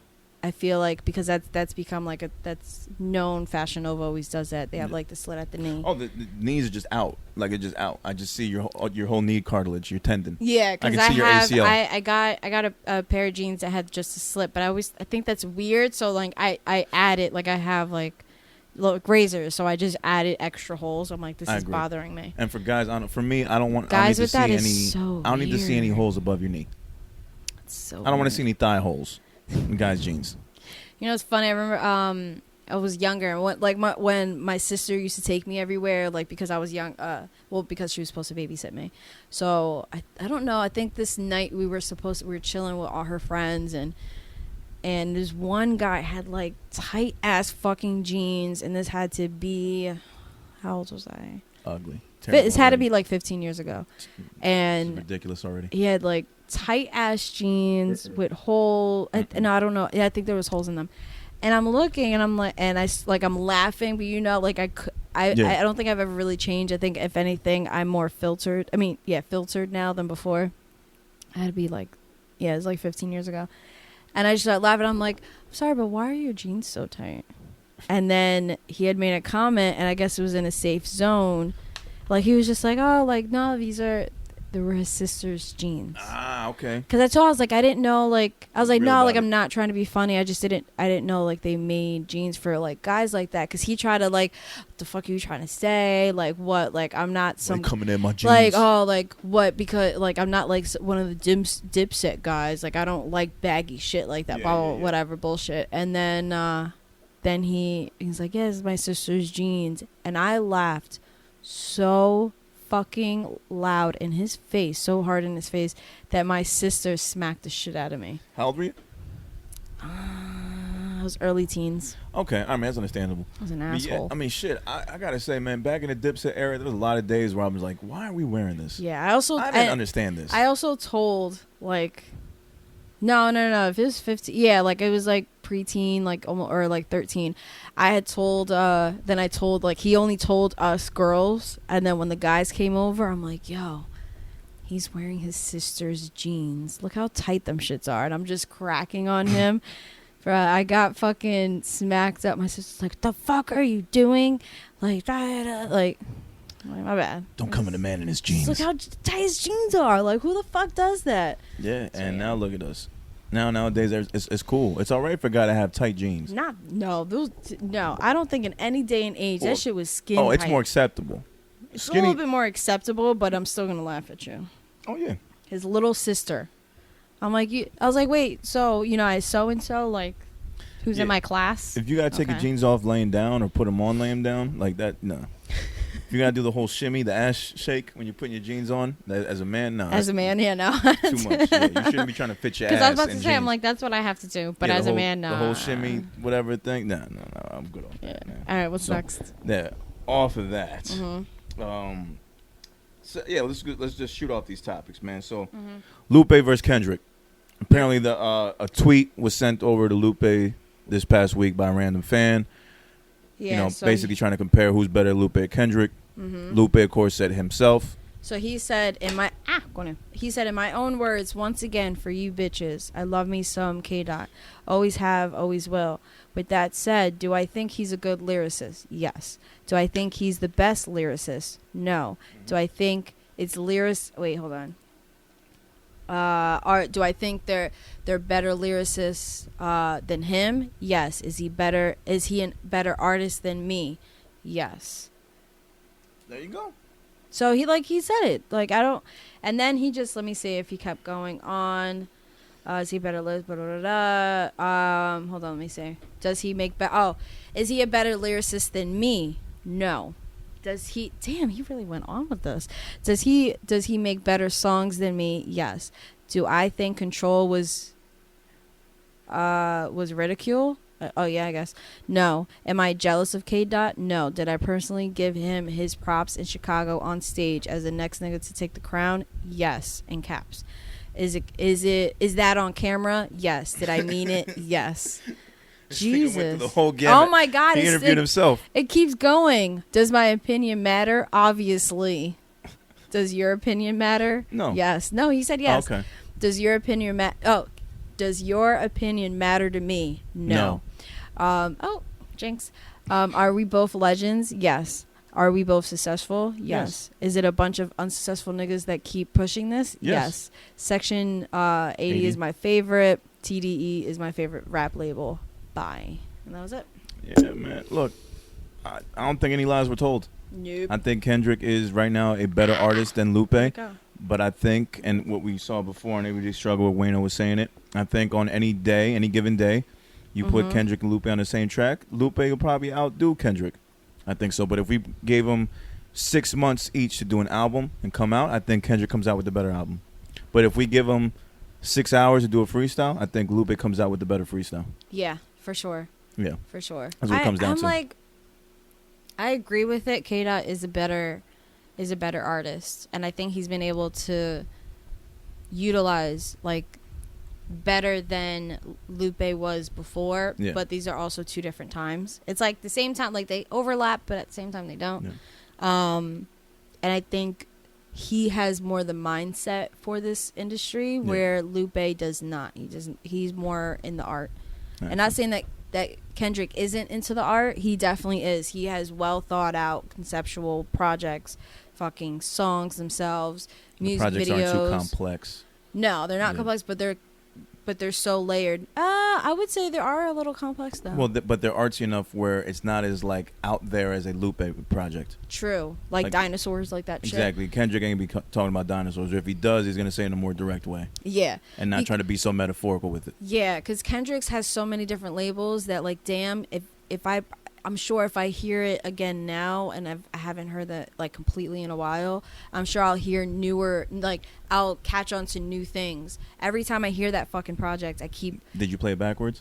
catching. Yeah, I did that too. Did too. I didn't do that. Yeah, no, I did. I heard it could. I was like, nah, I already heard it. I'm cool playing it the way it is. It's like it didn't really. I mean, it was cool, like but it was kind of it was a cool little thing, like about it, like oh, like he could have just not rearrange it, but he could have just had everything backwards. And Oh yeah, agreed. yeah, like when my review for Damn, I got into like the way he had the titles. They were completely opposite. Humble was not really humble, like things like that. So yeah, but it was dope. That's a good point. Now, if we're going into analogy time, Oh. let's break it down. Pros analogy time. Do-do-do-do. Okay, so Do-do-do. analogy. Rainbow, the more you know. I'd love fucking doing that. I mean, come up with a sound thing for this. If we're breaking this down to analogy, let's say boxing. Yeah. Lupe is by far better puncher, more accurate, harder punches, could knock you out. Yeah. But Kendrick is going to give you a cleaner 12-round fight. Mm-hmm. He's going to be able to get points. He may not knock you out, but he's going to get those good shots to the stomach, couple jabs in there, in and out. If he were to fight Lupe in a 12-round fight, Kendrick would probably win off points. Yeah. But if we're just talking straight punching contest, who can punch harder, who can punch more accurate, I think that's going to Lupe all day. That would be my way of breaking it down. The analogy as basic as it can be. Oh, I like that. That was good, right? Pros analogies. Hold on. I gotta play back. And that's been pros analogies. I gotta download this. I'll get it. Oh, that was funny. Okay, go. I'm sorry. Yeah, no, I think that's really it. I think it comes down to it on any given day. I think you put them both on the track. I think Lupe will get the better of Kendrick. Mm-hmm. But Kendrick's got more flows. He can come up with more concepts. He's still not entirely jaded by the music scene as much as Lupe is, to the point where he still cares enough to make an artistic album and not care. Yeah. Yeah, I think that's what it comes down to. I think they're both great lyricists. Lupe is a more superior lyricist. I think he's shown it. Kendrick's just great with flows and has a way with words that Lupe just doesn't touch on, but also Lupe doesn't need to touch on that. No, maybe it comes down to, I guess, cadence in a way, or like delivery. Nowadays, flows, yeah. I think because what is it called? Almost like he's ambidextrous. Like he can do so many things. Like he can go this way, he can go that way.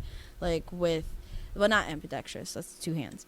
But in the sense of he can hit left, he can hit right. Very versatile. Yeah. Yeah, very versatile. That's the word I was thinking about. And it makes me more anticipated for Kendrick's next release. Mm-hmm. I think because whatever he's going to drop, I think is going to make waves. Yeah, for sure. It'll probably set the standard for what the new music will sound like for the next 3 to 5 years. I think that's the type of artist that he is. Yeah. Him and Drake, I would say. Cole never really dictates the music scene. I don't think he's done that yet. He kind of just follows what it is and creates his own lane. I think he'll pay attention. He'll create his own lane, but does he influence? No, because whatever he does, no one goes and mimics it. Not mimics. But no one takes that same formula either. So he's finding his own lane. True. Because it's not the highest selling lane, but it is the lane that gets you a hardcore fan base that keeps you rich for a long time. Yeah, I see your point, yeah. Yeah. With Kendrick, it's like you're going to get the casual music fans. Mm-hmm. And you're going to get the festival fans, and they're going to rock with it because everybody sees Kendrick as that dude. Yeah, like Cole has like casual fans. Yeah. But and I think those are, I'm trying to think, do they ride for him as much? No. Do they go back to like the come up and the shit like casual that, fan yeah, for no. for a Cole is not the same as a casual fan No. for a Drake, because Drake has casual fans that like only know about him because he hosted Saturday Night Live, or because he was seen on a skit with Will Ferrell during the ESPY Awards. About Cole? No, Drake. Drake? So Okay. his casual fan level is at a different level than Cole's. You know what I mean? I think every person on earth is susceptible to be Drake's casual fan. Absolutely. To be a Drake Especially fan, after Hotline because, Bling. You know what I mean? White yeah. people loved Hotline Bling. J. And Cole definitely has a smaller market. Drake's got fucking wedding songs. Hold Yeah. on, we're going home. That's right. Like, that's how you know you've transcended into a different level of artistry. He's got a song for almost every occasion. What I play? Drake's that got turn up song? songs. He's got party songs, songs you hear Yeah. at a birthday party, songs you hear at a wedding. Yeah. Like, he's that artist. Cole is different lane. And Kendrick, Yeah. And the casual really. fans that I know that do listen to Cole, that are huge fans of Cole, are more so in that the hype whenever he does like those anthem type songs. Yeah. So yeah. yeah, I agree. So it's a different vibe, again, with those No, guys. it is. I know we get into it all the time, but yeah, those are just three different artists. It's like you want to be, you'd be fine being either one of those artists. I think Yeah. anybody wouldn't mind trading places with either of those and being okay with it. I All feel right. like if I had to choose though, I'd go with Cole. Cole? Yeah, as far as who to want How to do trade you, places like- with out of those three. Oh, okay. I'm like, how do we get to Cole? Yeah. All right. No. So what's next? What's next? So What's next? All right, so from that everyday struggle, Wayno had an interesting remark which I saw and wanted to bring up to you, and just to get your quick thoughts, we can move on from it quick. For what? But he said, quote, "When we talk about people being culture vultures, we got to start looking at a lot of the people who push the whole narrative of being gang members. Taking that gang shit and using it as a marketing tool to fuel your career is being a culture vulture as well." How do you feel about that? That possibly could be even like the original culture vulture. Okay. All right. If you think about it, yeah. Break it down. Okay, because yeah, a lot of people know that the gang stuff is a big part of hip hop culture, especially in the West Coast. Look at Rainbow Man. Yeah. I mean, he's not the first So, one to do it. but Rainbow yeah. Man is a great example of that, though, using gang culture to help move your music career. Because as we all know, Yeah. as much as you want to say that, you know, the gang manipulated him and forced him into this shit and made him snitch, at the same time he kind of knew what he was doing, and he kind of used them for his advantage and Yeah. his leverage. He was just a cameraman Yeah. at first, and then all of a sudden he's like, yo, he looks different, he's got rainbow hair, let's put him in front of the camera and we'll get some views and let's make some money off of him. Yeah. He knew what he was doing, and they knew what they were doing. So No, I definitely think I agree with him. Yeah, Yeah, that could be considered like culture vulture, First like one, you're appropriating the culture. You're not really 100% about that, and now you're using that as Yeah. a crutch to get your music career. because the whole thing was going. birthed. I mean, it didn't originally come about that way, but when like the inner cities got to that point where it's like, all right, you know, they got to the point of getting to the label and hip hop actually being taken serious, then it changed like from the 80s to the 90s and shit. And when it changed to that aggressive shit, then it was pretty much just perpetuating the like that black male figure. Like, you have to be this way because this is how the world sees you. And now you're and forcing this is all what's these. going to sell. So now this is what I have to talk about. Yeah, and now you got artists that don't live that gang life. They might know somebody that does, and now Yeah. they're conforming their music and changing it up to make it sound like, well, you know, I've been out in these streets and I've done some stuff. Yeah. Who can we name? That's used gang culture to their. Well, Yeah. for one, well, I'm not that's saying. that's not been a part of it. Oh, I don't know, because I don't know people that I don't know their history like that, so I don't True. want to call into question. But like people that have said that it's not real, like let's say maybe not gang, but drugs. Yeah. Like let's say Pusha T. People have said Pusha T's that's not really his stories. That's more of like someone else that he grew up around. Really? That's the word. Like I don't know what to believe. I would like to believe that Push did all that shit. Yeah. You know, not that it matters to me, but I think for him to That have he so was many being rhymes about it. authentic. Yeah. Yeah, I would like to think that that's really him. That he really I lived feel that like life in the past. Would be. You know, other You people just- who I feel like overuse the gang shit, like Game. Yeah, that was the first person I thought of. Yeah, like I just feel well, like I he thought didn't of have 50 first, 50 and Game, but Well- Game has to. Well, Game was really out there rapping Pyru. yeah, Game like really stretched out. Yeah. He really milked it. Like There. Snoop. Like you knew Snoop was a Crip. Yeah. Like yeah. and then you're you right. have other like Blueface. You know, dudes that Blueface, Tatiana. Yeah. Ugh. Like dudes that just, God. other artists that just feel the need to like show you that they're in a gang the whole time. I feel like Blueface though is a bit of culture vulture. That's what I'm saying. That's what we're getting at. Like, who else would we think that would? Yeah. be thrown in that No. Okay. category? Duh. That is. I was Yeah. the one that brought up the question. No. I forgot. Sorry. Because I really do think that like Blue's just a fucking horrible piece of shit. I'm so like ugh. I know. Definition see of him one-hit off- wonder because he's trying to find that hit. It ain't happen. But because now there's just so many different like lanes of opportunity, like over some gossip, some bullshit. Like I keep seeing some wild shit. He has girls fighting for him, like fighting over him in his crib. Yeah. He What a had this life. whole drama with his mom and his like it's just, I mean, it is something that like damn, like you see it on Instagram, it's like what the fuck. But then I can't take him serious as an artist. Yeah. No, can't take him serious. No.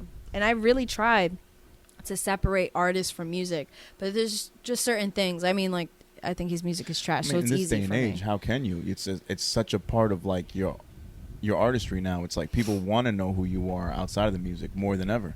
Yeah, It used to be like we didn't care. Just give us an album every 6 months and disappear. And as somebody like who, like I want to develop, that is something that is, like I've talked to you about this, like being relatable and coming across that way because people do want to know. I personally don't want to know. You don't Like, want to know what's going on. Yeah, like I personally like I'm okay with not knowing certain things. Like I'm just like whatever. So you're cool with like artists not doing like, all right, you don't need like a weekly vlog. You don't need like blog posts from this artist. You don't need like the daily like, hey, what I'm doing today. Not Like God, you're no. you're cool with that. Just give me the music. Just give me the music. Yeah, there's tons of people like that. I Yeah. completely get it. Like I mean, like the Joe Budden TV. That was the first time I actually watched because I saw it. I'm like, oh, whatever. But my brother used to always have it on, and my cousin. So I always thought it was hilarious. Yeah. So to me, like whenever they had it, or I remember going up to the website and be like, oh fuck it, I ain't got nothing to do. Let me watch this shit. I thought it was entertaining. Right. And then him as like media man now. So when he goes on live, I'm like, oh, he's gonna talk some shit, or he's gonna play some good music. Like little things like that, I think I can do with artists. I mean, he's not really an artist anymore. But it also like the thing to that is like But when you it have gets to too be personal, entertaining. Like Yeah. your regular life has to be somewhat interesting, or you as a person, your personality has to like shine through. Where it's like, I don't mind listening to you talk on an IG live for half hour true, yeah. because I think that matters too. Because a lot of people, yeah, it's cool if you want to like give us more of your Mhm. life, but if you're not interesting, you could lose a lot of fans that way too. You lose it. It's like, oh, You fuck got him. if you're gonna do all that, you gotta be interesting. Yeah, you People do. got to know you and like they either think you're funny, they either think you're witty, or something. If you're just a regular person and you don't really talk much and you're just forcing it, like people Mhm. will tell. Yeah. They'll be able to see it. Yeah. Look at you going in. All right, go do your thing. I see you. It was a little I know weak. it's pretty good. Did you see how much I poured in I the did. beginning? I'm like, I mean, but it's Malibu though. Malibu's me taking it easy. I just drink a lot. I have to drink a lot of it. Sunshine Though. you made before is dope. I'm mad there's no more tequila, but it's all right. Sorry. Segueing though, because we did talk about Joe Budden. So Oh, our yeah, man go. Joe Budden took. He's currently on his 2-week vacation. Mhm. We heard the last episode of the Joe Budden podcast on Spotify premiered last Saturday, Yeah. and he was quiet. But then on Tuesday, he announced that he's starting the Joe Budden Network. Mm. So it's gonna have the same shows that you've seen before. Pull Up, Joe Budden podcast, Joe Budden animated podcast. Oh, he's gonna team up. What's his name? I don't know if they're gonna team up with him, but that's part of the show, the Joe No, Budden he animated should. podcast, which He is should, dope. because they've also talked about him on the pod. Yeah. They've posted him on, I know, on the pod page, Joe's page, and I think maybe Rory maybe posted something. Yeah, they I love definitely those shown him love. I don't know the cartoons. name of the cartoon, but it's a funny cartoon. I think it's Animosity who does them. That sounds about right. I could be. I don't want to say. I without knowing for follow sure. him, but I feel like it's Animosity. I can't check my So phone it's right now. Pull Up, Joe Budden podcast, the animated podcast, and also the Revolt show, Save the Culture. Yeah. And Joe, it looks like he's now adding another podcast. It's going to be an all-female podcast called See the Thing Is.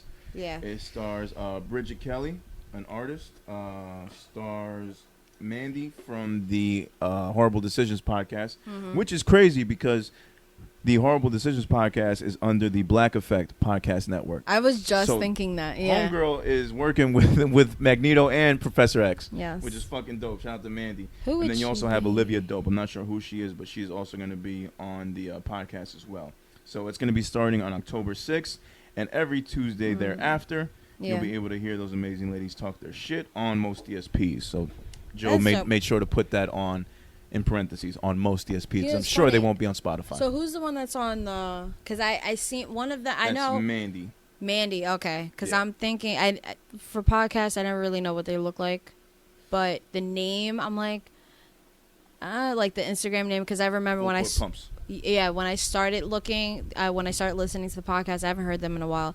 When I started listening, I looked them up and shit. So I'm like, does it kind of? I was like, maybe not. Whatever. That's what's up. So I mean, it's gonna be nice. Like I That would is like weird. to hear a female version of the Joe Budden podcast, That would be good. Yeah. and I would assume that this is what they're going for.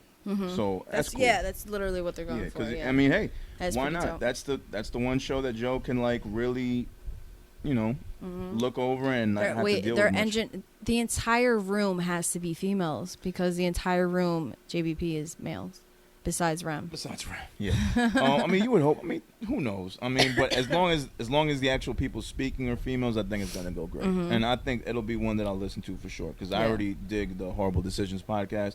I don't know much about Olivia Dope or Bridget Kelly as far as podcasters. Nah, so well, we'll see where that Bridget goes. was on like a couple episodes when like Madi was away. Yeah. When Madi was originally All right, on. so there's some history there. Yeah, like she was on in this podcast later, and Yeah. I don't know if Maul was in on one of those episodes because remember Maul used to make appearances when when Madi was out, then they brought Maul in. Yeah. So The early days. the early days, yeah. I wonder, it's funny, I seen a tweet, sorry, I'm already skipping what I was saying, but I seen a tweet that somebody was saying that they should just go back to I'll name this podcast later to really, like, Fuck with everything. yeah, to really be like, all right, no, we're changing it up, but I doubt it. No, I doubt it. There's no need for all that shit. No. I All right. really like that podcast name, though. I do, too. They really should have stuck with that I'll name this podcast later. It was just like, But he had the brand. I mean, it's just easier to for brand it, searching yeah. and shit. It really is. I see a lot of people now, like, they're changing their podcast names to the point where it's not just the name. It's like, with, it's the name starring this person. yeah, or, Because it's with easier to whatever. search. Yeah. It's just, it's an algorithm thing. So they're doing that. So Fun. off of that, real quick before we get into our last Oh, yeah, segment. go. Rolling Stone Mm-hmm. recently just had the greatest rap albums of all time. Mm-hmm. And they chose as the #1 rap album of all time, The Miseducation of Lauryn Hill by Lauryn Hill. Yeah. Real quick, do you agree with that? No. I do not either. I don't know what their criteria was for choosing this. Yeah. Rolling Stone, I mean, if you consider it, one of the most popular music magazines. I don't know much about their hip-hop department or who runs it, but I think this is a pretty shitty choice if you're going to It say is. best rap album of all time. Don't get me wrong. It's almost disappointing because Swept the Grammys when it happened. I did want to work for Rolling Stone at one point, but It swept the Grammys. I mean, Yeah, it Lauren had did. multiple Grammys this year. I mean, look at the picture right now. She's holding, 4 or 5 Grammys in her hand, and that was yeah, a big night I know for her. that picture. Yeah, yeah. It was a big moment for hip-hop and a big moment for females in hip-hop. But at the Mm-hmm. same time, it's not a traditional hip-hop album. It's not like I love it. I like one of there's a song on there that I haven't really. I'll just say it because I haven't. I'll tell select people, but I don't like telling a lot of people.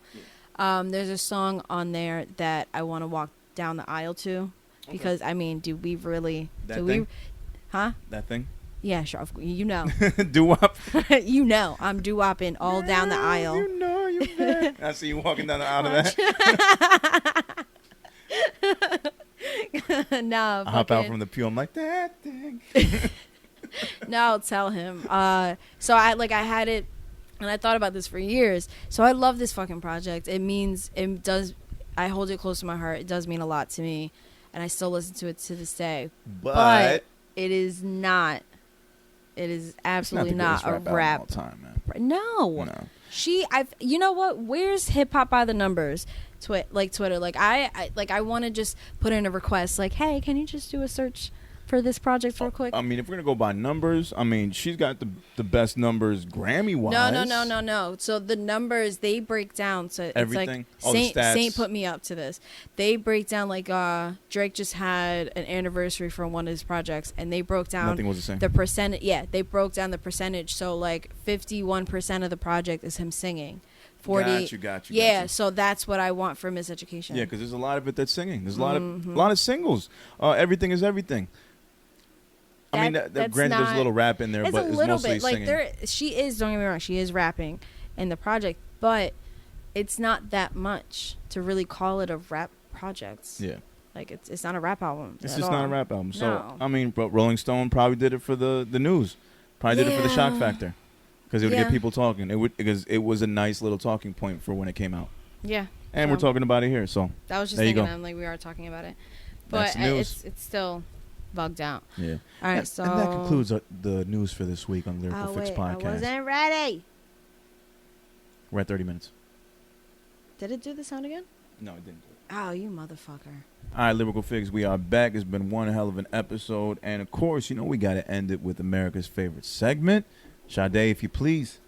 And if you don't know, now you know, nigga. All right, man, I want to preface this by saying that we do not own the rights to any of this music. We are strictly here just to put you on to some brand new artists inside and outside of New Jersey who we feel like got some dope shit that they just released or have released before, and we feel that should get more ears on it. So with that being said, my first entry for this week's If You Don't Know is a friend of the show, Alvie The Skywalker. He just released a project, 4-track EP titled The Dance EP. Yep. And one of the songs on here that struck out to me right away was a song called Freak Now. If you want to listen to more of Alvie's music, you can find him at IG ALVIETURA, Alvitura. I'm assuming that's how it's said. But again, it's Alvie The Skywalker. This song is called Freak Now off the Dance EP that just released this past week. I'm going to play that right now. Oh, you a freak now, cause you with me now. Hope I ain't no rebound. In love with the sweet sounds your body making. Foreplay got me excited and your body aching. I got you tied by your wrist, that's mine. I got you tied by your wrist, that's mine. I got you tied by your wrist.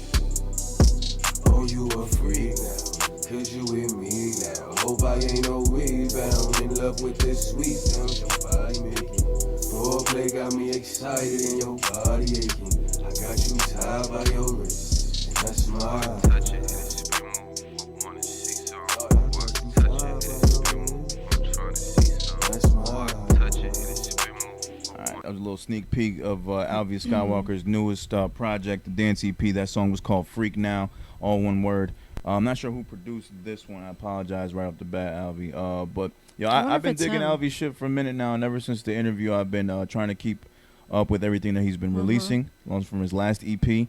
And I just dig dude's aesthetic, man. He just knows what he's doing. He puts out his merch line. He's very persistent with everything. He's very professional with everything that he does. Yeah, he's definitely like an artist machine. I agree. I agree. Yeah, So I haven't he's heard doing it. I haven't heard the 4-pack yet. He will send me like sneak peeks, and Yeah. then he sent me, what was it? Yeah, he had hit me up about. He's like, oh, it's out like right before it Yeah. dropped. So yeah, Yeah, I haven't so- heard the whole thing yet, but Yeah, definitely worth the listen. So shout out to Alvie The Skywalker, friend of the show, man. Keep doing your fucking thing, homie. We appreciate you out here. So that was Freak Now. Again, Alvie Skywalker. The EP is called the Dance EP, 4-pack, out on all DSPs, on your phone. Go check that out. yep. You know what I All mean? right, All right, my second. what you got? Oh, man. So, again, from the Yosanova universe. I'm gonna call it the Yosiverse. I'm going to call it at this point the Yosiverse. You got an artist that he put us on to. Her name is Chung, Chung. And she rapped off of a project, a beat. I believe this was the Sips project that she got this off of. I could be wrong. The song's called Nah, Duce I don't- Ameri. I could be way off. I don't think so. Way No, up. I mean, if you heard it before, it's because we played. Well, we had it on our pod when he Yeah, was the last- feature producer last month. Yeah, last month. You're right. yeah. I don't even know how to pronounce this. DOUCEAMERE. Duce Amere? Amere? I could be always way think- off. Duce, Deuce Amere? like Duce. Duce? I don't know. Could I don't be. know. But the artist's name is Dulce? Chung. If you want to find her on IG, it's at She Is Chung, SHEISCHUNG. And we're going to play it right now. She made an official video for this song. It just premiered on YouTube about 2 days ago, so you can check it there. Just look under Chung. And shit is fire, man. So I'm going to play that right now. And produced by Yosanova. Yeah. I love this fucking beat. Let's go. She looks great in the video, too, by the way. Yeah, I saw parts of it. Yeah. Yosanova. Chung with somebody's son up in Sweden. To get this money, honey, I got a ton of reasons. Coulda offed you, but left buddy breathing. Salute me, bitch. I don't want no funny greetings. Still got a good heart, thank God my mommy see it. Though I pray to Allah and she pray to Jesus. You stay egregious, I'ma stay a genius. As my level increases, they wanna check my thesis. I flex indecent. Stay egregious, I'ma stay a genius. Show some cleavage, some thighs, homie, just check your weakness. Excuse you, the fuck shit I'm not immune to. And it's something I can't get used to. For many moons I left heavy fumes in the room. I've been around and I seen a lot. I was stuck between a rock and a feeble spot. You swing to the... Yeah, no, that was Chung, Dulce Amere. I'm gonna say it, keep it like that. I love when a female can just vibe like that on the beat. It kind of reminded me of it was very Griselda-esque in the flow and the beat, but she just put her own style to it, and I appreciated that. Damn, we didn't even get to. Well, I just realized new music. What? It kind of reminded me of Amani. Amani Caesar. Okay, yeah, which we did mention last week that she dropped her album last week. The Liz. So yeah, I could see that. This is I heard has a very nice, 90s feel, and the beat is just very chill. Of course, Yos will do that. Yeah. So that's Yos at his best. And this is a great fucking song, man. Nice little 2-minute video. I appreciate this. I'm a fan of Chung now. Everybody in the Yosiverse that I've gotten to encounter and hear has been fucking phenomenal. So shout out again to Dango. Shout out to Pro Dillinger. Shout out to YT. All hail YT. Yeah. Junie, oh man, I gotta get more into her music. Oh man, she's Ronnie Alpha, fire. All these guys, She's I just become fire. fans of all these people thanks to Yos. He has good taste. Yeah, great taste, man. Shout out to Yos again, coming through. Kid Nova coming out soon. yeah, that too. That's gonna be the next one. So absolutely. So that was Chung, Dulce Amere, produced by Yosanova. Yeah, that was my interest. Oh, you have to unplug. Oh, okay. I don't have a phone. I'm unplug either way. All right, so my first entry. Let me see. So, speaking of Yos, I'll go with that one. Speaking of Yos, he is now doing, what is it? Rolling Soul. Sundays at 2 p.m. Eastern time on his live. Yos playing some of the joints from the homies. So, he played this one, I think. I don't know if it was this past Sunday or the Sunday before that. But I feel like it was the most recent Sunday. He played this joint and it was smooth and it's so fire. So I'm gonna get straight to it. It's GrapeSoda GrapeSoda Henderson featuring Curtis Dro. Never Learn. I love that. Just the whole name of that is great. I know. It's fire, right? We burn, never place the small. Oh no. Wait. Okay, we're good now. We're good. Gotta do it big. Views from the hills, how I make it here. In grind mode, now nigga made it out of third gear. Ballin' so hard, this year's my year. Trying some new shit, facing my fears. Real thugs don't cry, that's why they got tattooed tears. Straight off the dribble, shawty, she recognize real. I do my own stunts, one hand on the steering wheel. Assorted fruits as a nigga paying all his bills. She off the deuce, say I'm off the Grey Goose still. I keep it playin', what you mean, baby? Ain't nobody fucking with me, can you see, baby? My choices be the best moves, I'm moonwalking. I don't argue with the bitch, hold up on smooth talking. Yeah, I'm from the parking lot with it. I been baller, make a bitch dehydrated, her panties full of water. I'm in grind mode, early in the morning. 1991, where the real players born. Watch the real turn, hating on me, nigga, you'll never learn. All right, so we didn't, because we only played like a minute. We didn't get to panties hydrated, they're full of water.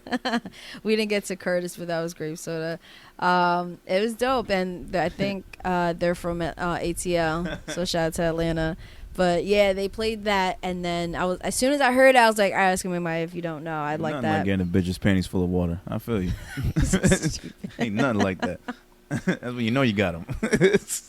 You do get a little dehydrated. I get it, about it, yeah. So anyway, keep them hydrated. It was dope as fuck, and then I started following GrapeSoda Henderson, and then him and Curtis Dro just actually dropped a project. So that song itself is from an older one. I believe it's the one from right before Late Night Breakfast Dinners. Yeah. Coming off his second project. Late Night Breakfast Dinners. That's dope. I like that. So I want to get into that project first, and then they just dropped a new project, which Ooh, I do not have lined up yet. I'll do that right now. Give me 2 seconds. I'm gonna edit this out. Okay. Come here. Get it. There you go. Alright, I'll tell you all right now what it's called. Alright, I'm gonna have to edit this out now. Yo. Highly favored. So definitely go check out. So that's the new project between GrapeSoda Henderson and Curtis Dro is Highly Favored. Great fucking names. Never Learn. I mean, yeah, wait, hold on. Is it? No, let me see. Oh, yeah, Never Learn is not from that one. It's from his one previous, but I would definitely go check out both. Word. But yeah, it's dope. All right, so for my next one, Uno Hype, which I'm trying to think. I don't know if he just goes by Uno. No, I think he goes by Uno Hype. And I don't even know how I found this guy, but it was pretty dope. I like him a lot. Let me see. And I see there's a lot of people that we have like similar followers. But yeah, this is called Leave. All right, let me play it right now. Why are you in now? Didn't even call before you showed up. This must be magic. Also featuring Amaya Marie. Yeah. Why are you in now? Why are you here? This must be magic. This is a movie. This remind me of my first car. I'm turning off my phone, I don't think I'm coming home. The streets I'd rather roam, cause you was doing me wrong. And I don't mean to pout about it. This was supposed to be forever and you not about it. But then the flower sprouted. I met my light, so no more power outage. She uplift me cause you left me cut $150. Now I'm cruising around $150. Admit I cried till my ducks empty. Goddamn, I was feeling like a truck hit me. Oh man, I should've known that this shit iffy. It gets sticky, but at least you could've gave it a try. Now I'm swallowing my sorrows and I'm drowning my pride. Why you do that boy like that? He only meant good. Now he walk around confused, feeling misunderstood. So we headed down the path that was Uno Hype, Leave, featuring Amaya Marie. I like where that was going. Yeah, I know. Like I didn't want to stop it, but I was like, damn, I just hit a little over a minute. I like where that was going. Yeah. But it was dope as fuck. Definitely go check those out. And yeah. That's what's up. And as always, again, we do not own the rights to any of this music, but we do support the artists that do put it out. Want to thank everybody. And if you don't know, now you know, nigga. We'd like to thank everybody in the Lyrical Fix Pod that we've played for their contributions to the recording and publishing of these records. We'd like to support you. We appreciate everything that you do. You should do like those ads, like at when it goes really fast at the end. Oh, yeah, I can do that. Do it. Lyrical Fix Pod does not own any of the music that's been played here. I don't know. I can do it. If you... Or just give me something to read and I can do it. We should do a script. We can do a script. We can do fake ads. We can do everything. Yeah. But yeah, yeah, shout out to everybody that was here. We don't own the music, but we do support the hell out of all y'all for everything you do. We appreciate it. And we just another platform to help push your shit. That's it. We just want to see y'all win. Yeah, of course. You know so that's been episode 56 or 7? 56. We're at 56 man. Right now. We still moving out here. Year 2 going strong as ever. And it's been a hell of a week. I know we was going to have an easy episode when a lot of bullshit comes up. Yeah. So that's always good. Next week might be some bullshit. Next week, and Tori just dropping his shit. Since it's Thursday night, we record into the midnight hours. There's been brand new albums released by Action Bronson, by Spillage Village, which includes JID and Earth Gang, and also Elzai put out a new full-length project. And then we just heard that Tory Lanez has responded to the Meg Thee Stallion allegations, basically saying that he's been framed by Meg's people. Yeah. So we'll see how that turns out. We'll get more in depth next week. Yeah, we'll get more in depth next week, and we'll talk about it. I'm sure we'll hear more. But we just heard a little sound, a little snippet of the songs. He's basically just saying that he's been framed, and it's not what it seems. So we'll see what happens. We'll get to it. Anything else you want to say? You're going to Boston for the weekend? Yes, I am going to Boston. That's what's up. 9 years on Saturday. Hey, nice. But we don't actually have a date. Right, I remember you said that. You don't have an official date. So we just go with every last Saturday of September. Right. We just that's what's up. All right, cool. Because we don't know which September or October. So you got to have a nice little romantic weekend out there in Beantown. Jesus. That's what it is. That is not, I didn't even think about that. What? That does not sound romantic at all. What, Beantown? A weekend in Beantown? Yeah, why not? Beantown. Not racist at all, that place. Oh, God. It should be fun. I'm fucking with you. Oh. You know what? And you're going at a time when Boston's about to lose to go to the finals. They're in the playoff. Oh, yeah. They're down we 3-1, had the Celtics game on last night. Yeah, they're down 3-1, I think. I believe. Yeah. I could be wrong. So I don't even remember. After all the bullshit that happened at work yesterday, I don't even remember the they Celtics lost yesterday. game. They did. lost Yeah. yesterday. They lost last night to figured, Miami. Pretty crazy. Got beat by a 20-year-old rookie. Sounds about right. White boy. Shitted on them. Oh shit. Shout out to Tyler Hero. Yeah, no, I mean that's it. I guess I'll do a closing. You can find us at Lyrical Fix Pod on IG.